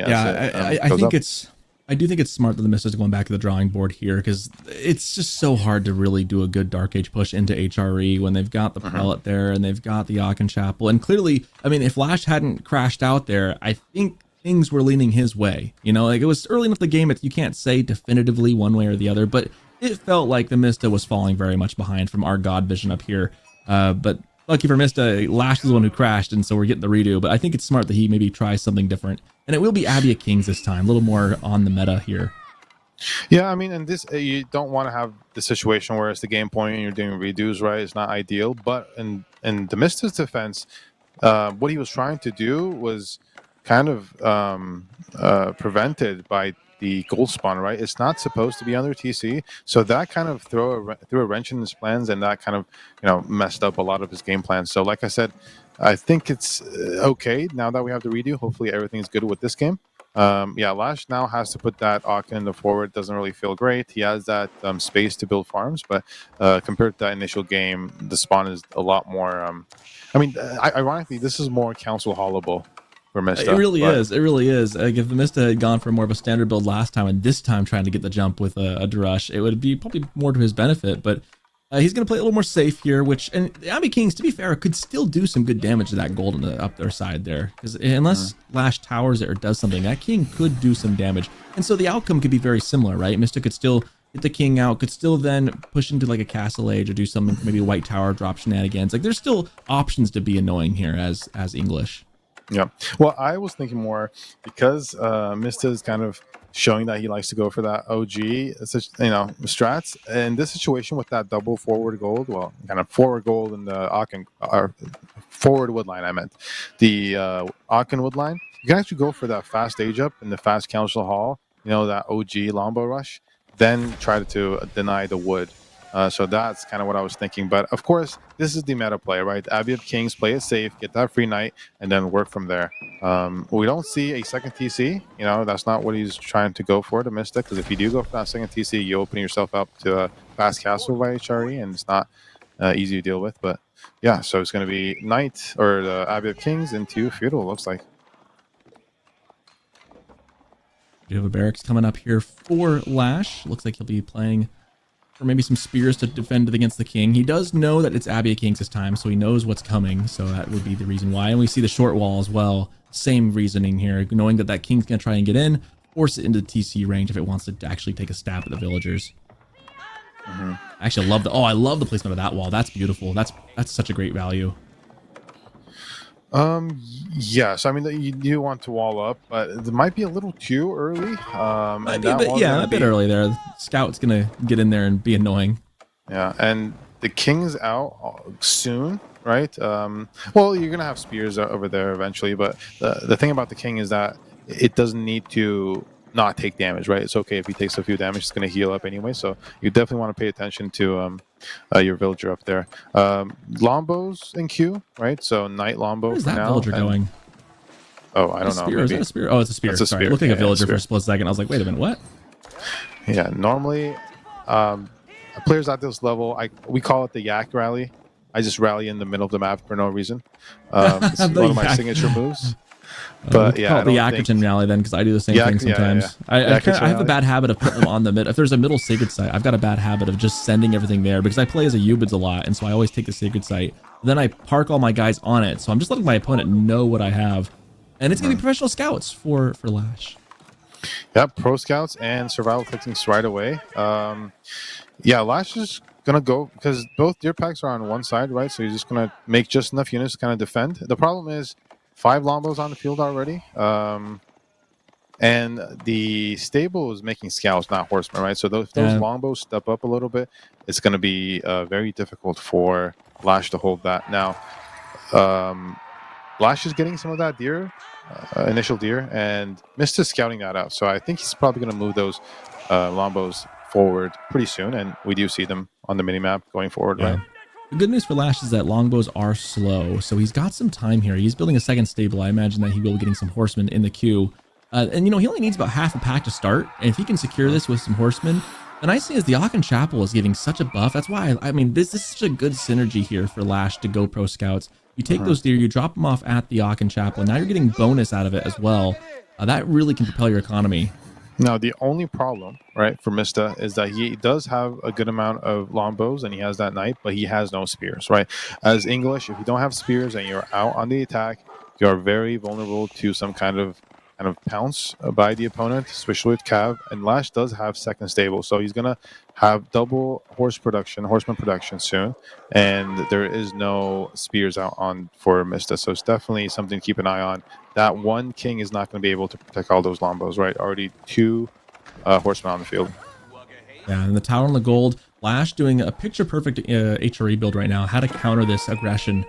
Doing such a good job. There's the spears coming up here now. Longbows forced to retreat. Like you said, the horsemen are too much. They can do some pretty good chip damage as they kite, but you might lose a horseman, but longbows eventually are just going to go back.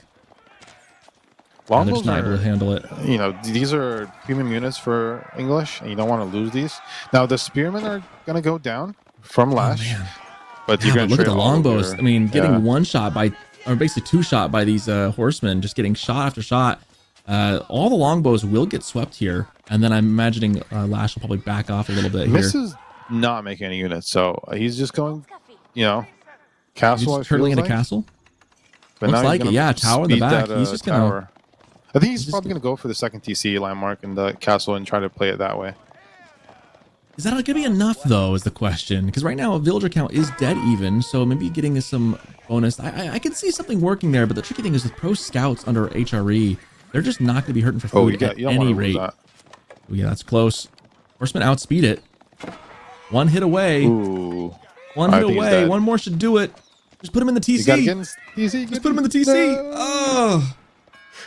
That's such good value for LaSh there. I don't know why you wouldn't just pop him in the TC, though. Rip. The king has fallen. Yeah, like you said, the thing is, Mista needs some type of economy, right? Boost. Against especially the HRE with pro scouts.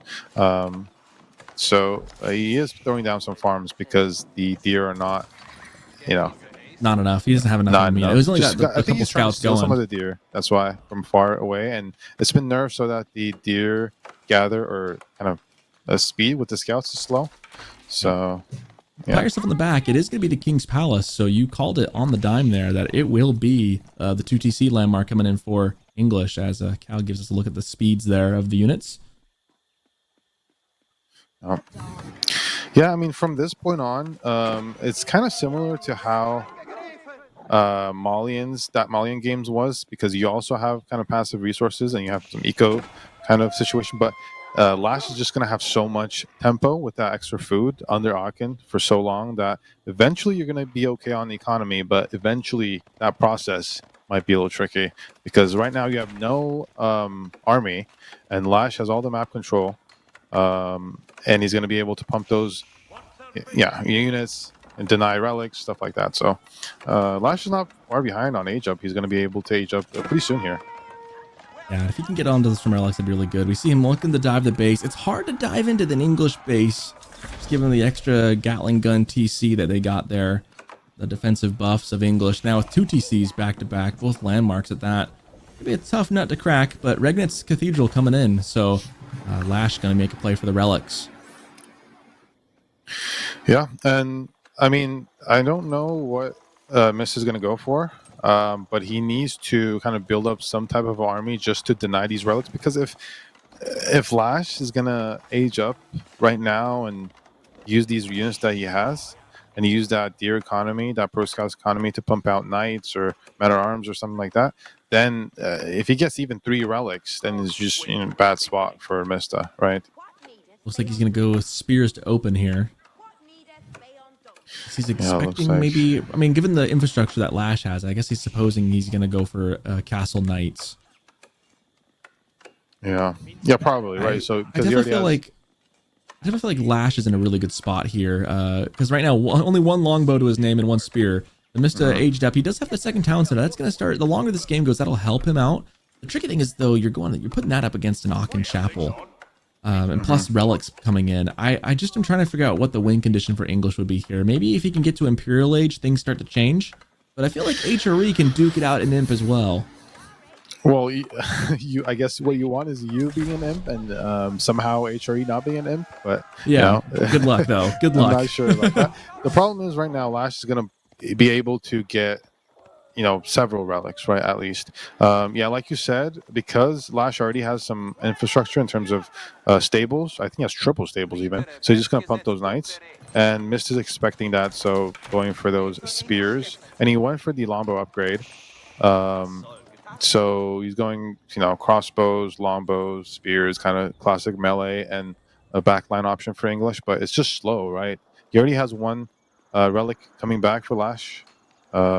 And yeah, like you said, it's not a great position to be in, I think, for TheMista. It's interesting to me that on a map where 1/3 of it is just insurmountable mountains, that with all this less real estate to work with, the game is slowed down quite a bit right now. It's so fun to see how, like, even with map design being what it is, that the game can be slowed down depending on the civs, and both these players really slowing things down and having a slow build up, just little skirmishes on the outside as the spear finds a scout, and that's about it. But yeah, very slow couple minutes here, but things are going to ramp up in a bit, because LaSh, as he gets those relics in hand and in his base, the passive gold he's going to start generating is going to just be really, really good. And then eventually, I imagine LaSh will just move out towards the sacred sites. Yeah, so there is, I think what LaSh is trying to do is just to secure all these relics, set that up, and then he's probably going to go for a big push, right? Is what I'm guessing. Now, I don't know if he's trying to go for like imp or anything like that, but my understanding or my guess is, because he has the advantage, he knows that he cleaned up the fuel army, and he's going to have so many relics that use that food and gold to make premium units and kind of attack. Now, the one thing I will say is for LaSh is that he doesn't have some of those eco upgrades that would be nice to have, but he still has that premium economy with that Aachen Chapel and Pro Scouts. Yeah, the Aachen Chapel doing a lot of work right there. Well, although that's not going to actually do anything. You can't actually you can't make the king betray himself, unfortunately. It'd be funny, psychological. But yeah, just there to confuse him, I guess. Mista doesn't know that there's a relic there. I don't think Mista has been unlucky in terms of where his relics are and where he's able to scout this whole series. Yeah, he's missed a lot of stuff like that. As now the knights for LaSh just out and about. It's Looking pretty grim for Mista Mista. relic. You know, I'm looking pretty grim here. And you mentioned like, yeah, like there's no eco upgrades for LaSh. That would be nice, as Mista's basically just in boom mode.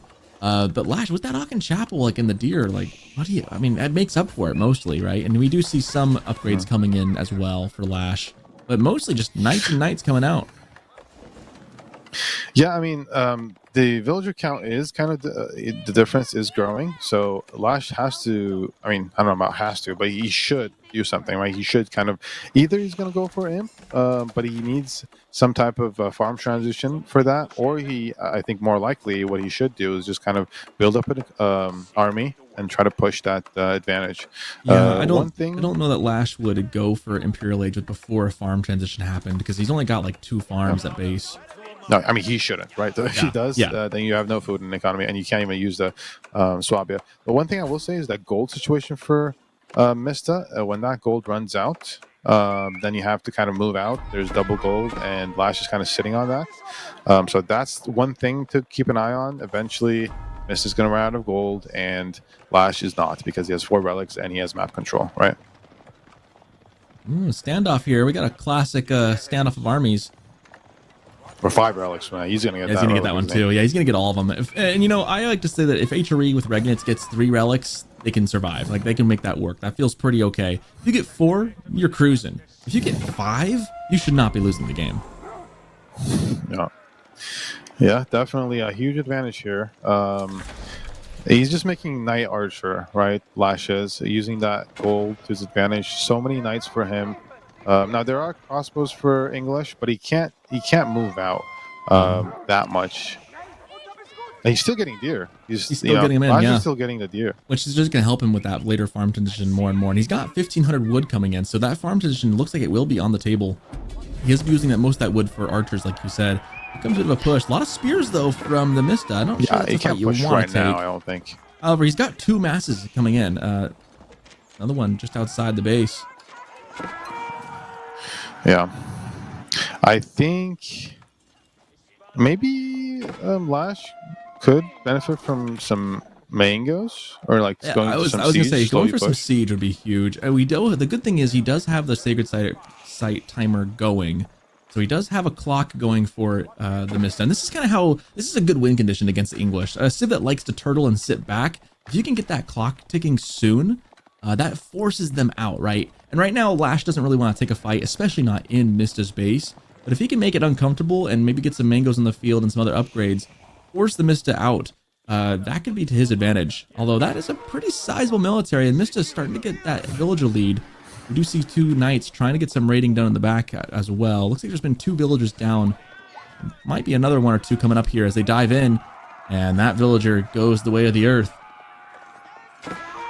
Yeah, I mean, LaSh's economy feels like it should be like so good that he should have such a bigger army, but Mista's been able to hold like fine, right? Even without the relics. That's English for you. Yep. Yeah, I mean, it's a little surprising in terms of the numbers, but the army value is slightly better for LaSh. He has those premium knights. English does have 20 men-at-arms. He's making more, so. But I will say 5 relics plus 4 or 2 sacred sites. The gold income is insane. Yeah, LaSh, if he can just start getting farms behind on the Aachen Chapel, which it looks like he is doing at the moment, in a minute or 2 he'll be able to hit up on the Swabia, and then, or he might even need to go to Swabia. He almost could just drop down the Elsbach Palace on one of the sacred sites and play for that if he wanted. I might still lean towards the Swabia just because it's a bit cheaper and it's so good, but he's going to be so far ahead that it becomes a question of maybe. Yeah, I mean, if you're in a position that you can imp, you definitely want to Swabia just because it's such a safe option, right? You're going to catch up on villagers so quickly. And then the thing is, in imp with Swabia,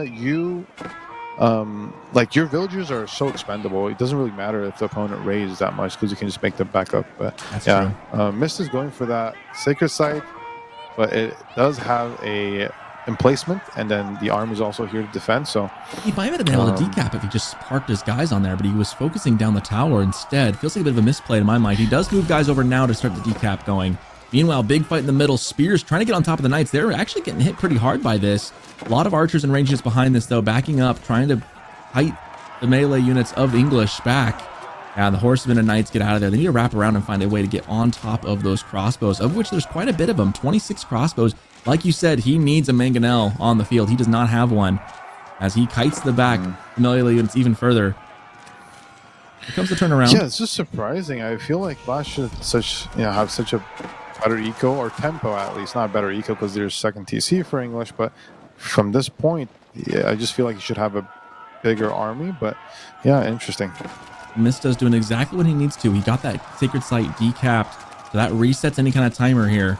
And now he's taking a relatively okay trade up front. He's got a lot of men-at-arms and crossbows, a lot of premium units for English. The army value actually is in his favor right now. LaSh falling behind here, trying to hold on.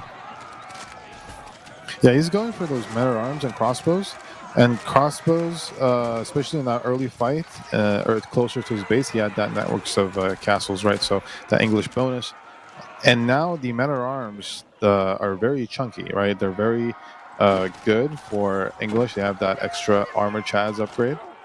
And so 19, 20 men-at-arms is really something to deal with for LaSh. And a lot of them, it looks like a good chunk of them are weak, but yeah, not great fights there from LaSh. He's trying to get some raids in the back. That's something that LaSh really seems to like. It's kind of his calling card. He always has a couple raiding in the back. But when you're down 81, you got to get a lot of Vil kills to make up for the second town center. He does have all the relics, though. Let's not forget that, and a sacred site for now.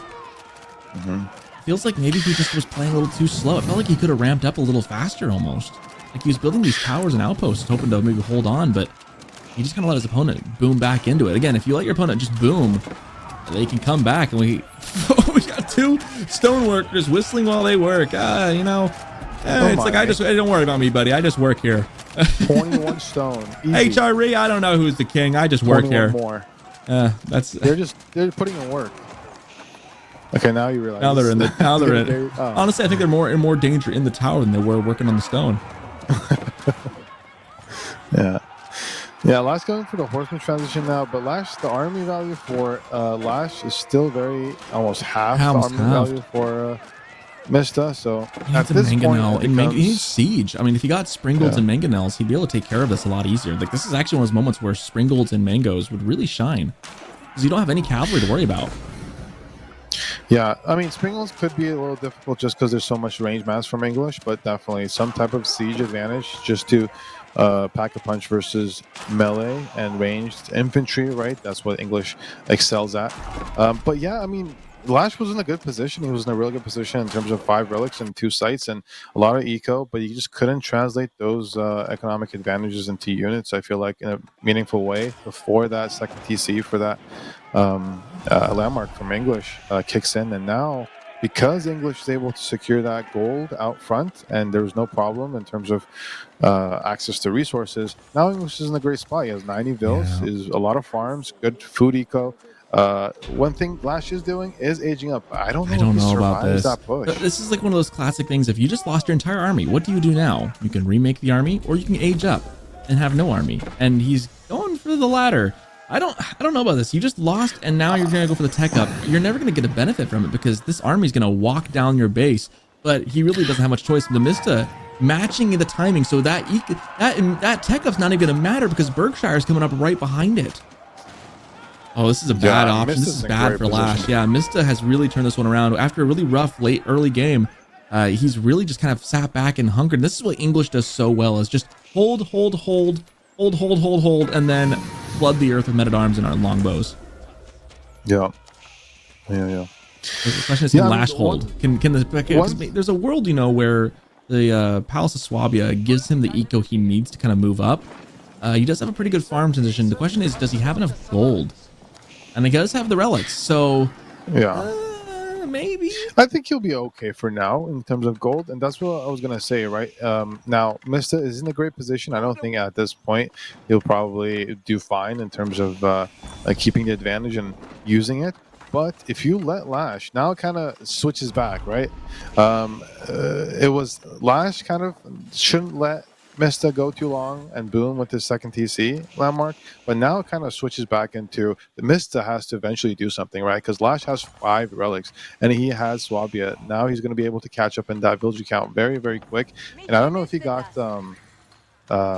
what's it called? upgrade for relics. What is it called? Was it Tithe Barns? Tithe Barns. I Tithe can remember Barns, things. yeah. Tithe Barns. If he gets Tithe Barns, that will help him a lot long term. This is interesting because like, the villager lead really is not that much. He's only down by about 20. That's not a ton when you're talking 101 to 80 plus the passive income from relics. Enclosures can help make up some of that, and that's about to tick up right now for English. Network of citadels is also a concern as well. That's going to make it easy for English to kind of creep up a bit. This could go kind of late. I mean, LaSh is a little bit down, but he's definitely not out yet. And we do see there is Tithe Barns queuing up for you there, Yak. Yep. Thank you, LaSh. Well, I will say that this is complete Uno reverse situation. Right now, Mist is going for the sacred sites, probably gonna try to hold them, and now LaSh is the one booming. Right. So it's kind of a reverse we situation. find ourselves the tables have turned here.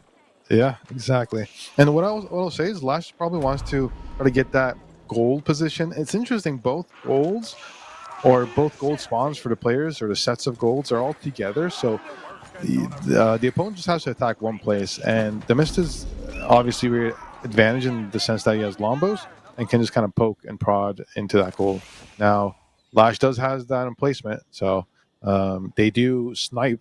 It's like a sniper with the bombard combined. Berkshire is covering up most of that trade post. That is the only trade post on the map. Not ideal for setting up trade. Most players are going to be hard pressed to do that late game. They are going to be relying a lot on the passive gold income that they already have. Yeah, and that's why gold relics is so important here, right? And LaSh, it's not just any relics; it's 5 Regnus relics with Tithe Barns. So he's going to get so much value from that, and kind of be okay in terms of gold, and just have free villagers in terms of have them free to do other things, work on other resources, right? So it's just so strong. Meanwhile, 46 farms being pointed out by Cow to 36 for LaSh. Food could be an issue here as well, but the Tithe, a lot of relics coming in, a lot of stuff. And villagers drop off resources at the monasteries now too. That is kind of fun to see. Wood becomes a concern late game though. Most of the wood's chewed up. He's got one line down to the south. And then if we could take a look real quick at the number of villagers on gold for LaSh, I'm kind of curious how many he's actually got. Yeah, well, probably doesn't need too many. He's probably trying to get that gold just because it's a little dangerous there. It's in the front. He probably wants to bank up some gold. And also, I mean, 5 relics is a lot of gold, but you don't have to have 2 sacred sets anymore, and you want a lot of the upgrades, right? You have university upgrades, you have economy upgrades, you have emplacements, a lot of upgrades that you need gold for, so it still makes sense that he has a lot of builds on gold. So he's adding some siege, LaSh is. Both players are, to try to slowly siege down the opponent and gain some ground.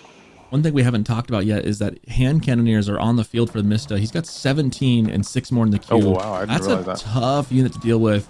There's not really a great answer. He does have LaSh does have 3 mangonels, but he's also got to contest with all the other crossbows that are still there as well. So quite the comp units for TheMista. Meanwhile, some horsemen trying to get some raids in, but just meeting some palisade walls and spears for their efforts and losing quite a couple of them there. Yeah. Yeah, I mean, 17, right? How many? 17 with 9 more in queue. So TheMista has a lot of gold access. Now, I will say Mista's eventually going to run out of gold just because by nature of limited gold out on the map, and trade is not really an option. Now, enclosures, like you said, also adds on some value. LaSh is kind of sniping those towers out. Just really important to deny the network for English, especially with so many hand cannoneers. The network is a huge deal, right? Well, Trebs on Trebs. Turns out if you have more Trebs, they beat lesser Trebs. In case you were wondering, 3 beats 1. This has been a lesson in math brought to you by Soccerton. I mean, if you haven't learned anything today. Trebs on Trebs. If you gotta know how to win the Treb on Treb fight, have more Trebs. That'll do it. Actually, a pretty good resource dump that LaSh gets out of that, by winning that. Trebs aren't cheap. Yeah, I mean, especially because Mista is going into hand cannons, right? So a lot of gold heavy. And let's remember, this is a pretty good raid. Yeah. I mean, he's going to get some villagers out. But both players are in a pretty healthy villager number. Now, Mista probably wants a little more. I'll say LaSh has surpassed him finally again, now up to 113 to 108. And these raids do help a little bit there. Yeah, now Mista's kind of feeling the pressure, right? Now he wants to do something. He wants to attack. And yeah, I mean, is it's it just too absurd late though? of- 5.5 minutes, or 6 minutes on the clock. Here comes the big fight. Spears charging in, and we see the hand cannoneers go at it. Archers and crossbows exchanging shots as well. Trebuchet is trying to get in on the action. There's 3 Trebs to 1 once again. This Treb is taking a shot, but the Mangonels behind this is taking care of the front line, forcing the Mista back a little bit. But it's LaSh who regroups a little bit, trying to bait them in for the mango shots. Meanwhile, Keep goes down in the center. Mangonels just shredding through the hand cannoneers. And there's no more front line left for the Mista. He has to back up from this. Yeah, this is really heavy losses for Mista, right? It's you can't really replace the units as easily, or at least the gold units as easily as LaSh can, and the siege advantage is so huge. And the 4 Mangonels. LaSh did. He got the upgrade for the mangoes, so those mangoes are Imperial mangoes. Adjustable crossbars is huge at this stage. The amount of fire and the speed they can move is much helped. Here comes the villager pull, trying to get on top of the Mangonels, knowing he has to take care of them. Villagers in for the repair as well. So the torch, can they outdo it? They do. Wow, you can repair a lot faster than you can torch, apparently. Meanwhile, just destruction in the front. Hand cannoneers still taking big hits in the mangoes. More horsemen coming in. A mango does go down. Spears have gotten on top of them now. 2 go down. Maybe even 3. Hard to tell in all the carnage. He's going transiting to spears, right? So he's going to spear hand cannoneer is what Mista's Moving to going spears for. is such a great choice now that the range units of LaSh have been wiped off the map. It's another one. Was that a mango or was that a Treb that got popped right there? That was hard to see. I'm not sure. I want to say it was a Treb. I could be wrong. 4 minutes left. Yeah, Cow's right. Sacred Timer, at the end of all things, 2 sacred sites are still under the control of the Mista, and one of them is sitting underneath the Berkshire. So really, this site right here, what we're looking at in the corner, is the only one to go for. Siege works coming in though for LaSh and the Knight upgrade. Knights into spears and hand cannoneers doesn't feel great.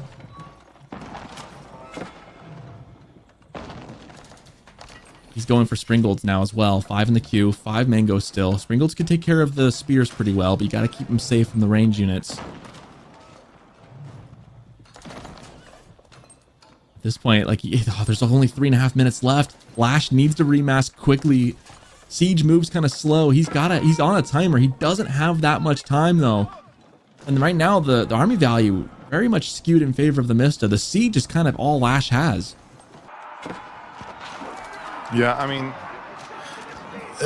mean, siege is really important right now, but I think Mista has stone income, and he's just going to build out those stationary defenses. And the other thing is wood access, right?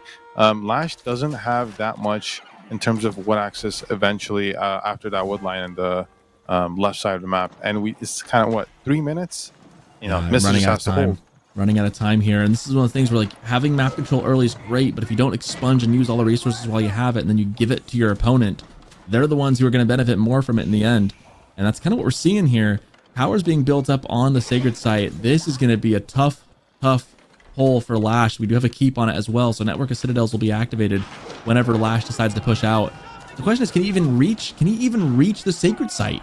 There's so many spears on the field now for the Mista, and everything's just sitting on that site. Yeah, I mean, he got the Knight upgrade. He's massing Knights right now just because he wants a high value unit just to attack one spot. But there's 33 hand cannons, 45 spears. So all of these Knights. It's a lot of Springalds though. It's just there's not much of a front line though. I almost kind of wish he had men-at-arms of sorts. But then again, the hand cannons just kind of shred them. So stuck in between a rock and a hard place, LaSh has to make a miracle happen in the next 2 minutes. Knights posing on the field, posturing. Moving around, taking a look. Spears moving in front of the sacred site. Here comes the siege behind it. Mangonels fire.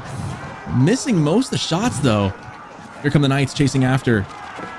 And they're just met by spears. Springalds start doing work. Can LaSh hold it? There's a lot more siege than units for him. Can they hold this? And cannoneers firing. I don't think he's got this. This looks like a hold. And the Knights break through. The siege doing so much damage behind this, though. Springalds shooting mangonel shots, taking out the hand cannoneers behind this. Yeah, the siege is huge right now. Both the Springalds and the Mangoes, both countering, the 2 types of units that the Mista is making. The Mista is able to mass up pretty quick, but it's a lot of siege, but there's no front line. He's on the sacred site now, but those knights are weak. He can't stay on there. It's 1 minute and 4 seconds frozen on the clock. Now it starts ticking again, on and off. All right, 60 seconds goes now. Can LaSh get in on time? That keep needs to go down first and foremost. He sends the siege and stuff on top of it. Freezes the timer at 53 seconds. Can he hold on to it? Mista coming back. He's now 40 some odd units to 28. I think LaSh probably wants to get his siege on the site. All right, you can have knights, I guess. But yeah, knights to do it. I think he's holding it, decapping right now with 53 seconds and holding. Mista just can't get enough to get onto that siege. There's nothing he can do. Mangonels just raining hellfire down. Now the keep gets focused, and there's the sacred site. So the timer resets, and now the Mista finds himself scrambling with only 32 population worth of units, and his trebuchet getting found. So LaSh might have just done it. LaSh might have done it. The keep is now getting hit by all the mangonels. That's about the same as 2 trebs, right? Yeah, I mean, we were saying that so many hand cannons and so many spears completely counter out the knights from LaSh, but the siege, right? There's so many Springles and the mangonels. Completely countered the both the melee units and the range units from premium range units from Mista. And now military numbers are still really close if you look at it. The numbers are a little skewed because of siege and the way they work with population count. But right now, LaSh has the better economy. At this point, if he can get these knights in here, start wreaking havoc in the back. I mean, here's the crazy thing though, is the game's not over. It's just now back to, we've tied it up. We have now reached back to a tie. We have got long distance vills mining every tree they can. I'm sure there's a Lorax parable somewhere in here about taking care of the trees, but yeah, now knights in the base. Now Mista's going for cav of his own, right? He's going for horsemen, he's getting his upgrades, university upgrades as well, just to counter out that siege, because there's so many siege, 10 Springles, 5 Mangoes, and these are Imperial siege with university upgrades and everything. So there's no really choice but to go for a counter of your own, in which that's what Mista's going to go. But like you said, now all of a sudden LaSh is in a much better position. He has better food economy. He's not getting bothered in terms of getting raided. He has 5 relics. He has all the upgrades, and now he's just going to do a slow siege push. And the game, as long as he doesn't lose, as long as he doesn't lose everything in one quick fell swoop, he's in a really strong spot right now. It's hard to counter a mass siege ball with knights like this. Now it's just a slow grind. Can he hold? Looking good. That Berkshire's annoying. He might need something a bit longer range to take care of it. You don't really want to take a fight under that. So it's going to be hard to get the sacred site for yourself. There is, meanwhile, a lot of horsemen now. The Mista going all horses, trying to find a way to maybe sneak onto the siege ball of LaSh. Problem is, there's a lot of knights sitting on it, too. Yeah, I mean, the problem with the army comp from LaSh is that the most population unit, right? There's so many knights and he's so many in queue. I think he's just going full cav right now. There's 32 spears, so that might be a little tricky. Spears get onto the knights. Horsemen trying to find the siege. They're getting some, but the knights are there to meet them. They're going to get some pretty good hits in, however. Siege going down. Meanwhile, Springle's still shooting down onto the spears. But behind this, though, LaSh can just remass. He's got 11 horsemen and 12 knights in the queue for himself. He's going into a switch of his own. Knights getting picked apart by the knights here. Siege doesn't really have anywhere to go or anything to counter at this point. The Mista trying to clean this up. Spears and horsemen cleaning up the knights. Gonna get on top of the siege. This is gonna be a wipe for the Mista. He's gonna be able to clear this off. But the problem is, what's the follow-up after that? Both players now going into mass cavalry. However, the difference being is Mista's got some spears to go on top of it. Yeah, I mean, LaSh obviously has a much better food bank, so he can go for it. But I mean, this is just too bad of a trade, right? You can't. There's so many spears, and LaSh is going full cav with losing all of his siege. So it's the back. This is such a roller coaster of a game, back and forth, back and forth. So many fights, so many kind of decisive fights for both sides, and yeah. I will say that, the villager count for Mista is 91 to 110, right? So he has no relics, let's remember. Yeah, the relics with tithe barns, I mean, for HRE, that's huge. That's the difference right there. We can see the food bank. LaSh can do this literally all day. The question is, does he have enough production behind this to keep up? That's my one fear. I don't know if he has enough production buildings to actually keep remassing fast enough. The Mista definitely seems to have that. LaSh keeps doing this thing where he's losing all of his military right here. Where is his production at? Oh no, it's 72 to 11 units. Where's the production for LaSh? Does he forget to build buildings? I think it's more so that he just built too many. He's got a lot. Cav. Yeah, he has 10. He has a good amount of barracks, but he definitely needs more at this stage of the game, right? It's 40 minutes into the game. You need a lot more production, and he's lacking some university upgrades. These are important university upgrades, and I think Mista definitely has a lot more in terms of what he needs. Yeah, LaSh needs to remass quickly though. This is a scary thing. 84 units to 21. But again, the bank is just so much better for LaSh. And there come the knights. Now he's starting to produce more. He's going for the premium stuff. Yeah, I think he's going back for the hand cannons. The only problem is I don't know how much gold is available on the map. Eventually, gold's going to run out for Mista. So and he's going to reach a point where he's going to be relying on... It's going to be, Cow's telling us it's all gone. It's all just enclosures now is everything he's got. He does have the market. He could start trade, actually. That's an option right now. He's got the Berkshire up there. Yeah, so, I mean, he's going to get gold from 2 sacred sites and enclosures, and that's it, right? And that's not going to sustain hand cannons in the long term. Yeah. So he might have to go for the, suboptimal trade. The next consideration, too, is wood. Wood starts becoming more and more scarce. We've already seen a lot of villagers just doing the straggler trees here and there. Gonna reach a point where once that collapses, Mista is not gonna have any follow-ups here. Even though he doesn't have a wind guard, so he's not getting really good production out of stuff. It's got the Berkshire, which is really tough to crack, but we see all those upgrades coming in from LaSh. His military is almost fully upgraded. Yeah, I mean, as the game goes longer, the relics are just not much more important, especially with Tide Barns, right? LaSh, even though he doesn't have access to the middle of the map in terms of wood lines, eventually he's just going to be in a much better position. I think that's why he was kind of pumping out Cav, trying to use that gold in the food. But Mista, there's one push basically for Mista. He needs to time it really well.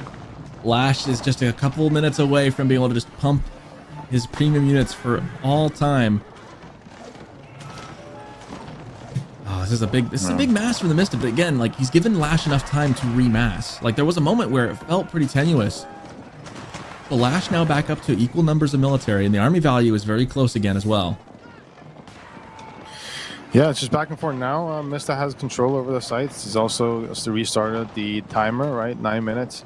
And he's just going to try to siege push. And LaSh is going into men-at-arms eventually. So now he's just going into full melee mode, right? Men-at-arms, horsemen, men-at-arms, horsemen. And he's not going into siege. So eventually, as long as he has enough production buildings, he should be fine.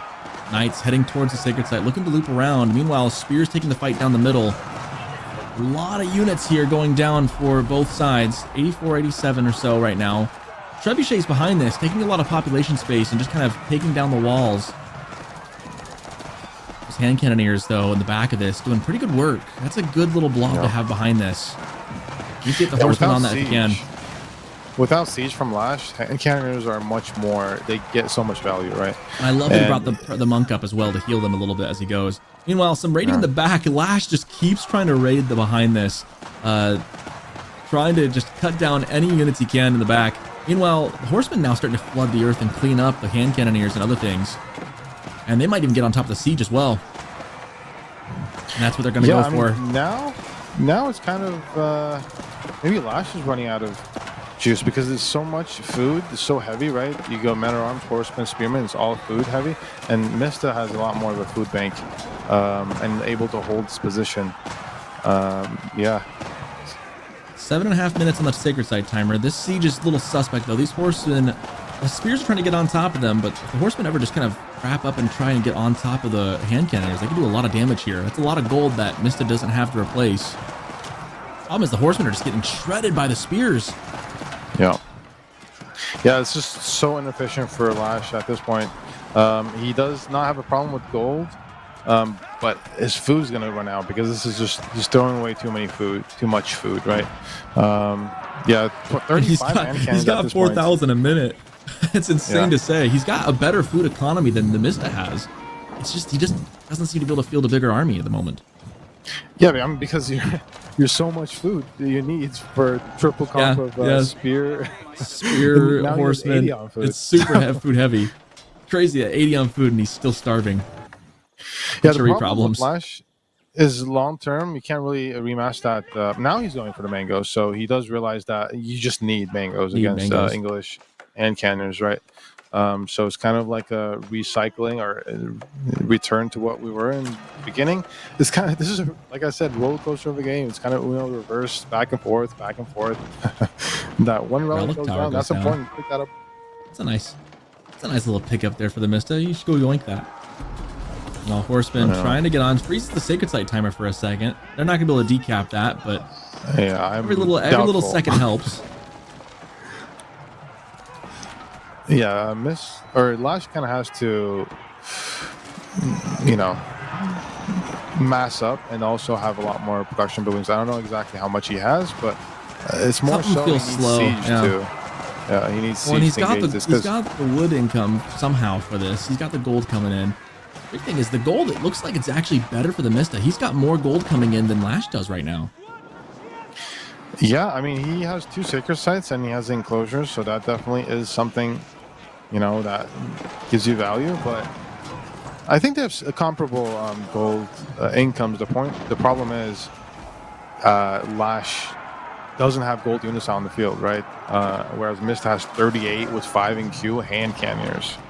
Yeah, I mean, horsemen should in theory beat that. The problem is there's also 60 spears on top of them. So yeah, ooh, that's a good. Ooh, hit. Great mango shot! Oh my goodness, just smacking into the hand cannoneers. Meanwhile, men-at-arms sneak into the back of the base. This could be really bad for the Mista. He's got nothing to deal with them in the back half. And the spears realize up front, this might be a panic moment for the Mista as he sends everything back, realizing that his base is completely exposed to the men-at-arms. Mango's coming up, another shot lands on the front, taking out pretty good damage against the spears as well. Yeah, now we're reversing again.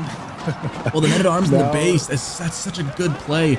88 vills to 89. Did LaSh lose some in a raid somewhere, or did he kill some? He might have deleted some vills, I'm not sure, but just to have that big mass because he needs to push in. But as long as LaSh has some type of mango or like siege advantage, he's fine because he just has good income, right? But he still needs to he's still running out of food even though he has 4,000 80 on food minute. He still doesn't have enough. It feels like every unit he's got is trying to mine food right now or gather food. No, I mean, it's literally like that. Yeah, it really is. Like every unit is on food right now except for a couple on wood. The problem is the hand cannoneers just keep getting pumped out. English late game is just so good at this stage. And those hand cannoneers are just such a thorn in your side because you want to build horsemen into them, but that just makes it easy to counter with spears again.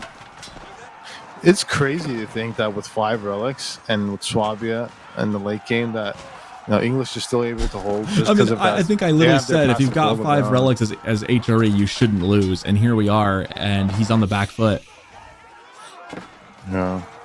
And normally English and Imperial uses enclosures to go for men-at-arms, mass men-at-arms, right? But Mista's opting to go for hand cannons instead. And whenever LaSh has been able to have at least 2-3 mangoes, he's able to push. When he doesn't, there's no countering hand cannons. Yeah, this is really tough. I mean, at this point, like, for LaSh, what do? Do you start making archers? Do you start... I mean, actually, mass archers would do it, but now we see the horseman transition from the Mista. So, yeah, where's the wood? You don't have the wood for it anymore.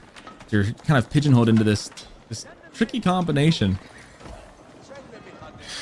I mean, men-at-arms for LaSh is kind of what you can do, and it's good because there's so many spears. Horsemen just have to get in the back. Spears right now. It's interesting. Mista pushing in. This is a bold move here. The sacred timer is down to 3 minutes and 15 seconds. Mista just needs to hold a little longer. I'm not sure that LaSh could break through again.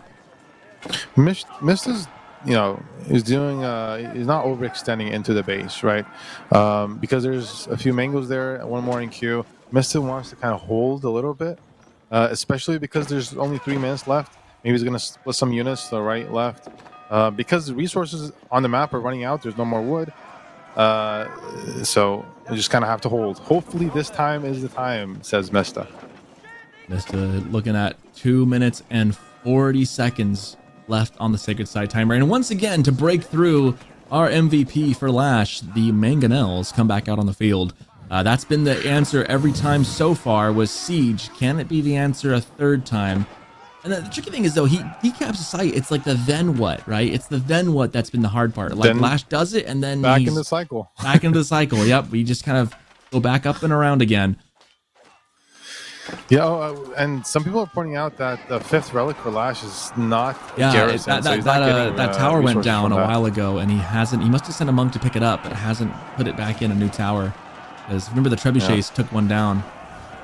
So 3 mangoes, a good amount of but Mista's right now, he has 35 hand cannons. He's just kind of try to protect that. And at this point, the hand cannons can almost just start shooting it. Mango shots hitting onto the hand cannons, trying to get through. He almost just one-shot the siege, I think. Another good shot from the Mangonels. The problem is, this is not on the sacred site. It's 1 minute and 30, and Mangonels are getting popped. Yep. More units coming in. Mista has horsemen and spears in queue, and men-at-arms are, really strong in that sense. Now, there is no that much, mango presence. There's only 1 right now, so hand cannons are kind of what he needs. Horsemen need to get on top of him, yeah. Yeah, but it's just, you don't have gold anymore, so you can't replenish those hand cannons once they're gone, right? But you have the spears to kind of try to protect, is the idea here. Hand cannons just shredding through with the spears. Looks like LaSh, somehow he's got 80 military of pop on the field, but it's just all in the queue, popping out and trying to rush the front line. The front line's only got a fraction of that. 58 seconds. We're down to a final minute here. TheMista is on top, sacred site.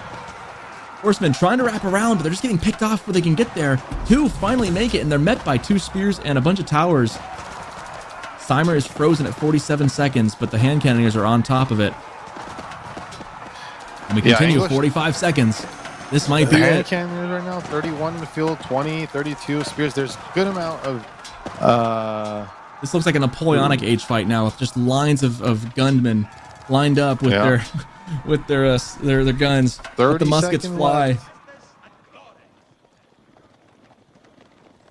See. And the other site's not really an option either, because you've got the Berkshire sitting on it. They tried, somebody but almost decapped it. He's got a couple units in the Berkshire sitting right there, and that will be it. GG's called. TheMista moves on to the qualifying round. Yeah, what a roller coaster. I mean, it's back and forth, back and forth, back and forth. Late game, HRE with 5 relics, and Mist is able to overcome the odds and get the sacred site win. Look at the swings on that military value lead. Look at the swings. Up and down. 39 minutes was a terrible fight for LaSh. I mean, look at how fast that plummeted. Then he grinds it back up and then takes another terrible fight at like 44 minutes. Just back and forth. But in the end, the map control just wasn't his. And English late game, despite HRE having 5 of the relics with Regnits, isn't enough to outdo enclosures in late game English with a Berkshire on top of the sacred site. Yeah, I mean, to be fair, there was a lot of fights that LaSh didn't have siege in, and those fights just heavily favored Mista, right? So many hand cannons in Imp, and even before that in Castle, most of the fights that took place, Mista won, handedly, until LaSh was able to get that siege mass. And once he defeated Mista's army and he was out trying to push the advantage, Mista was able to pounce on the siege and kill all the siege essentially, and that kind of restarted the late game meat grinder, and then from there on Mista was able to hold. Yeah, it was when he lost that siege ball on that wood line in the Mista's base. That was kind of where the wheels started falling off.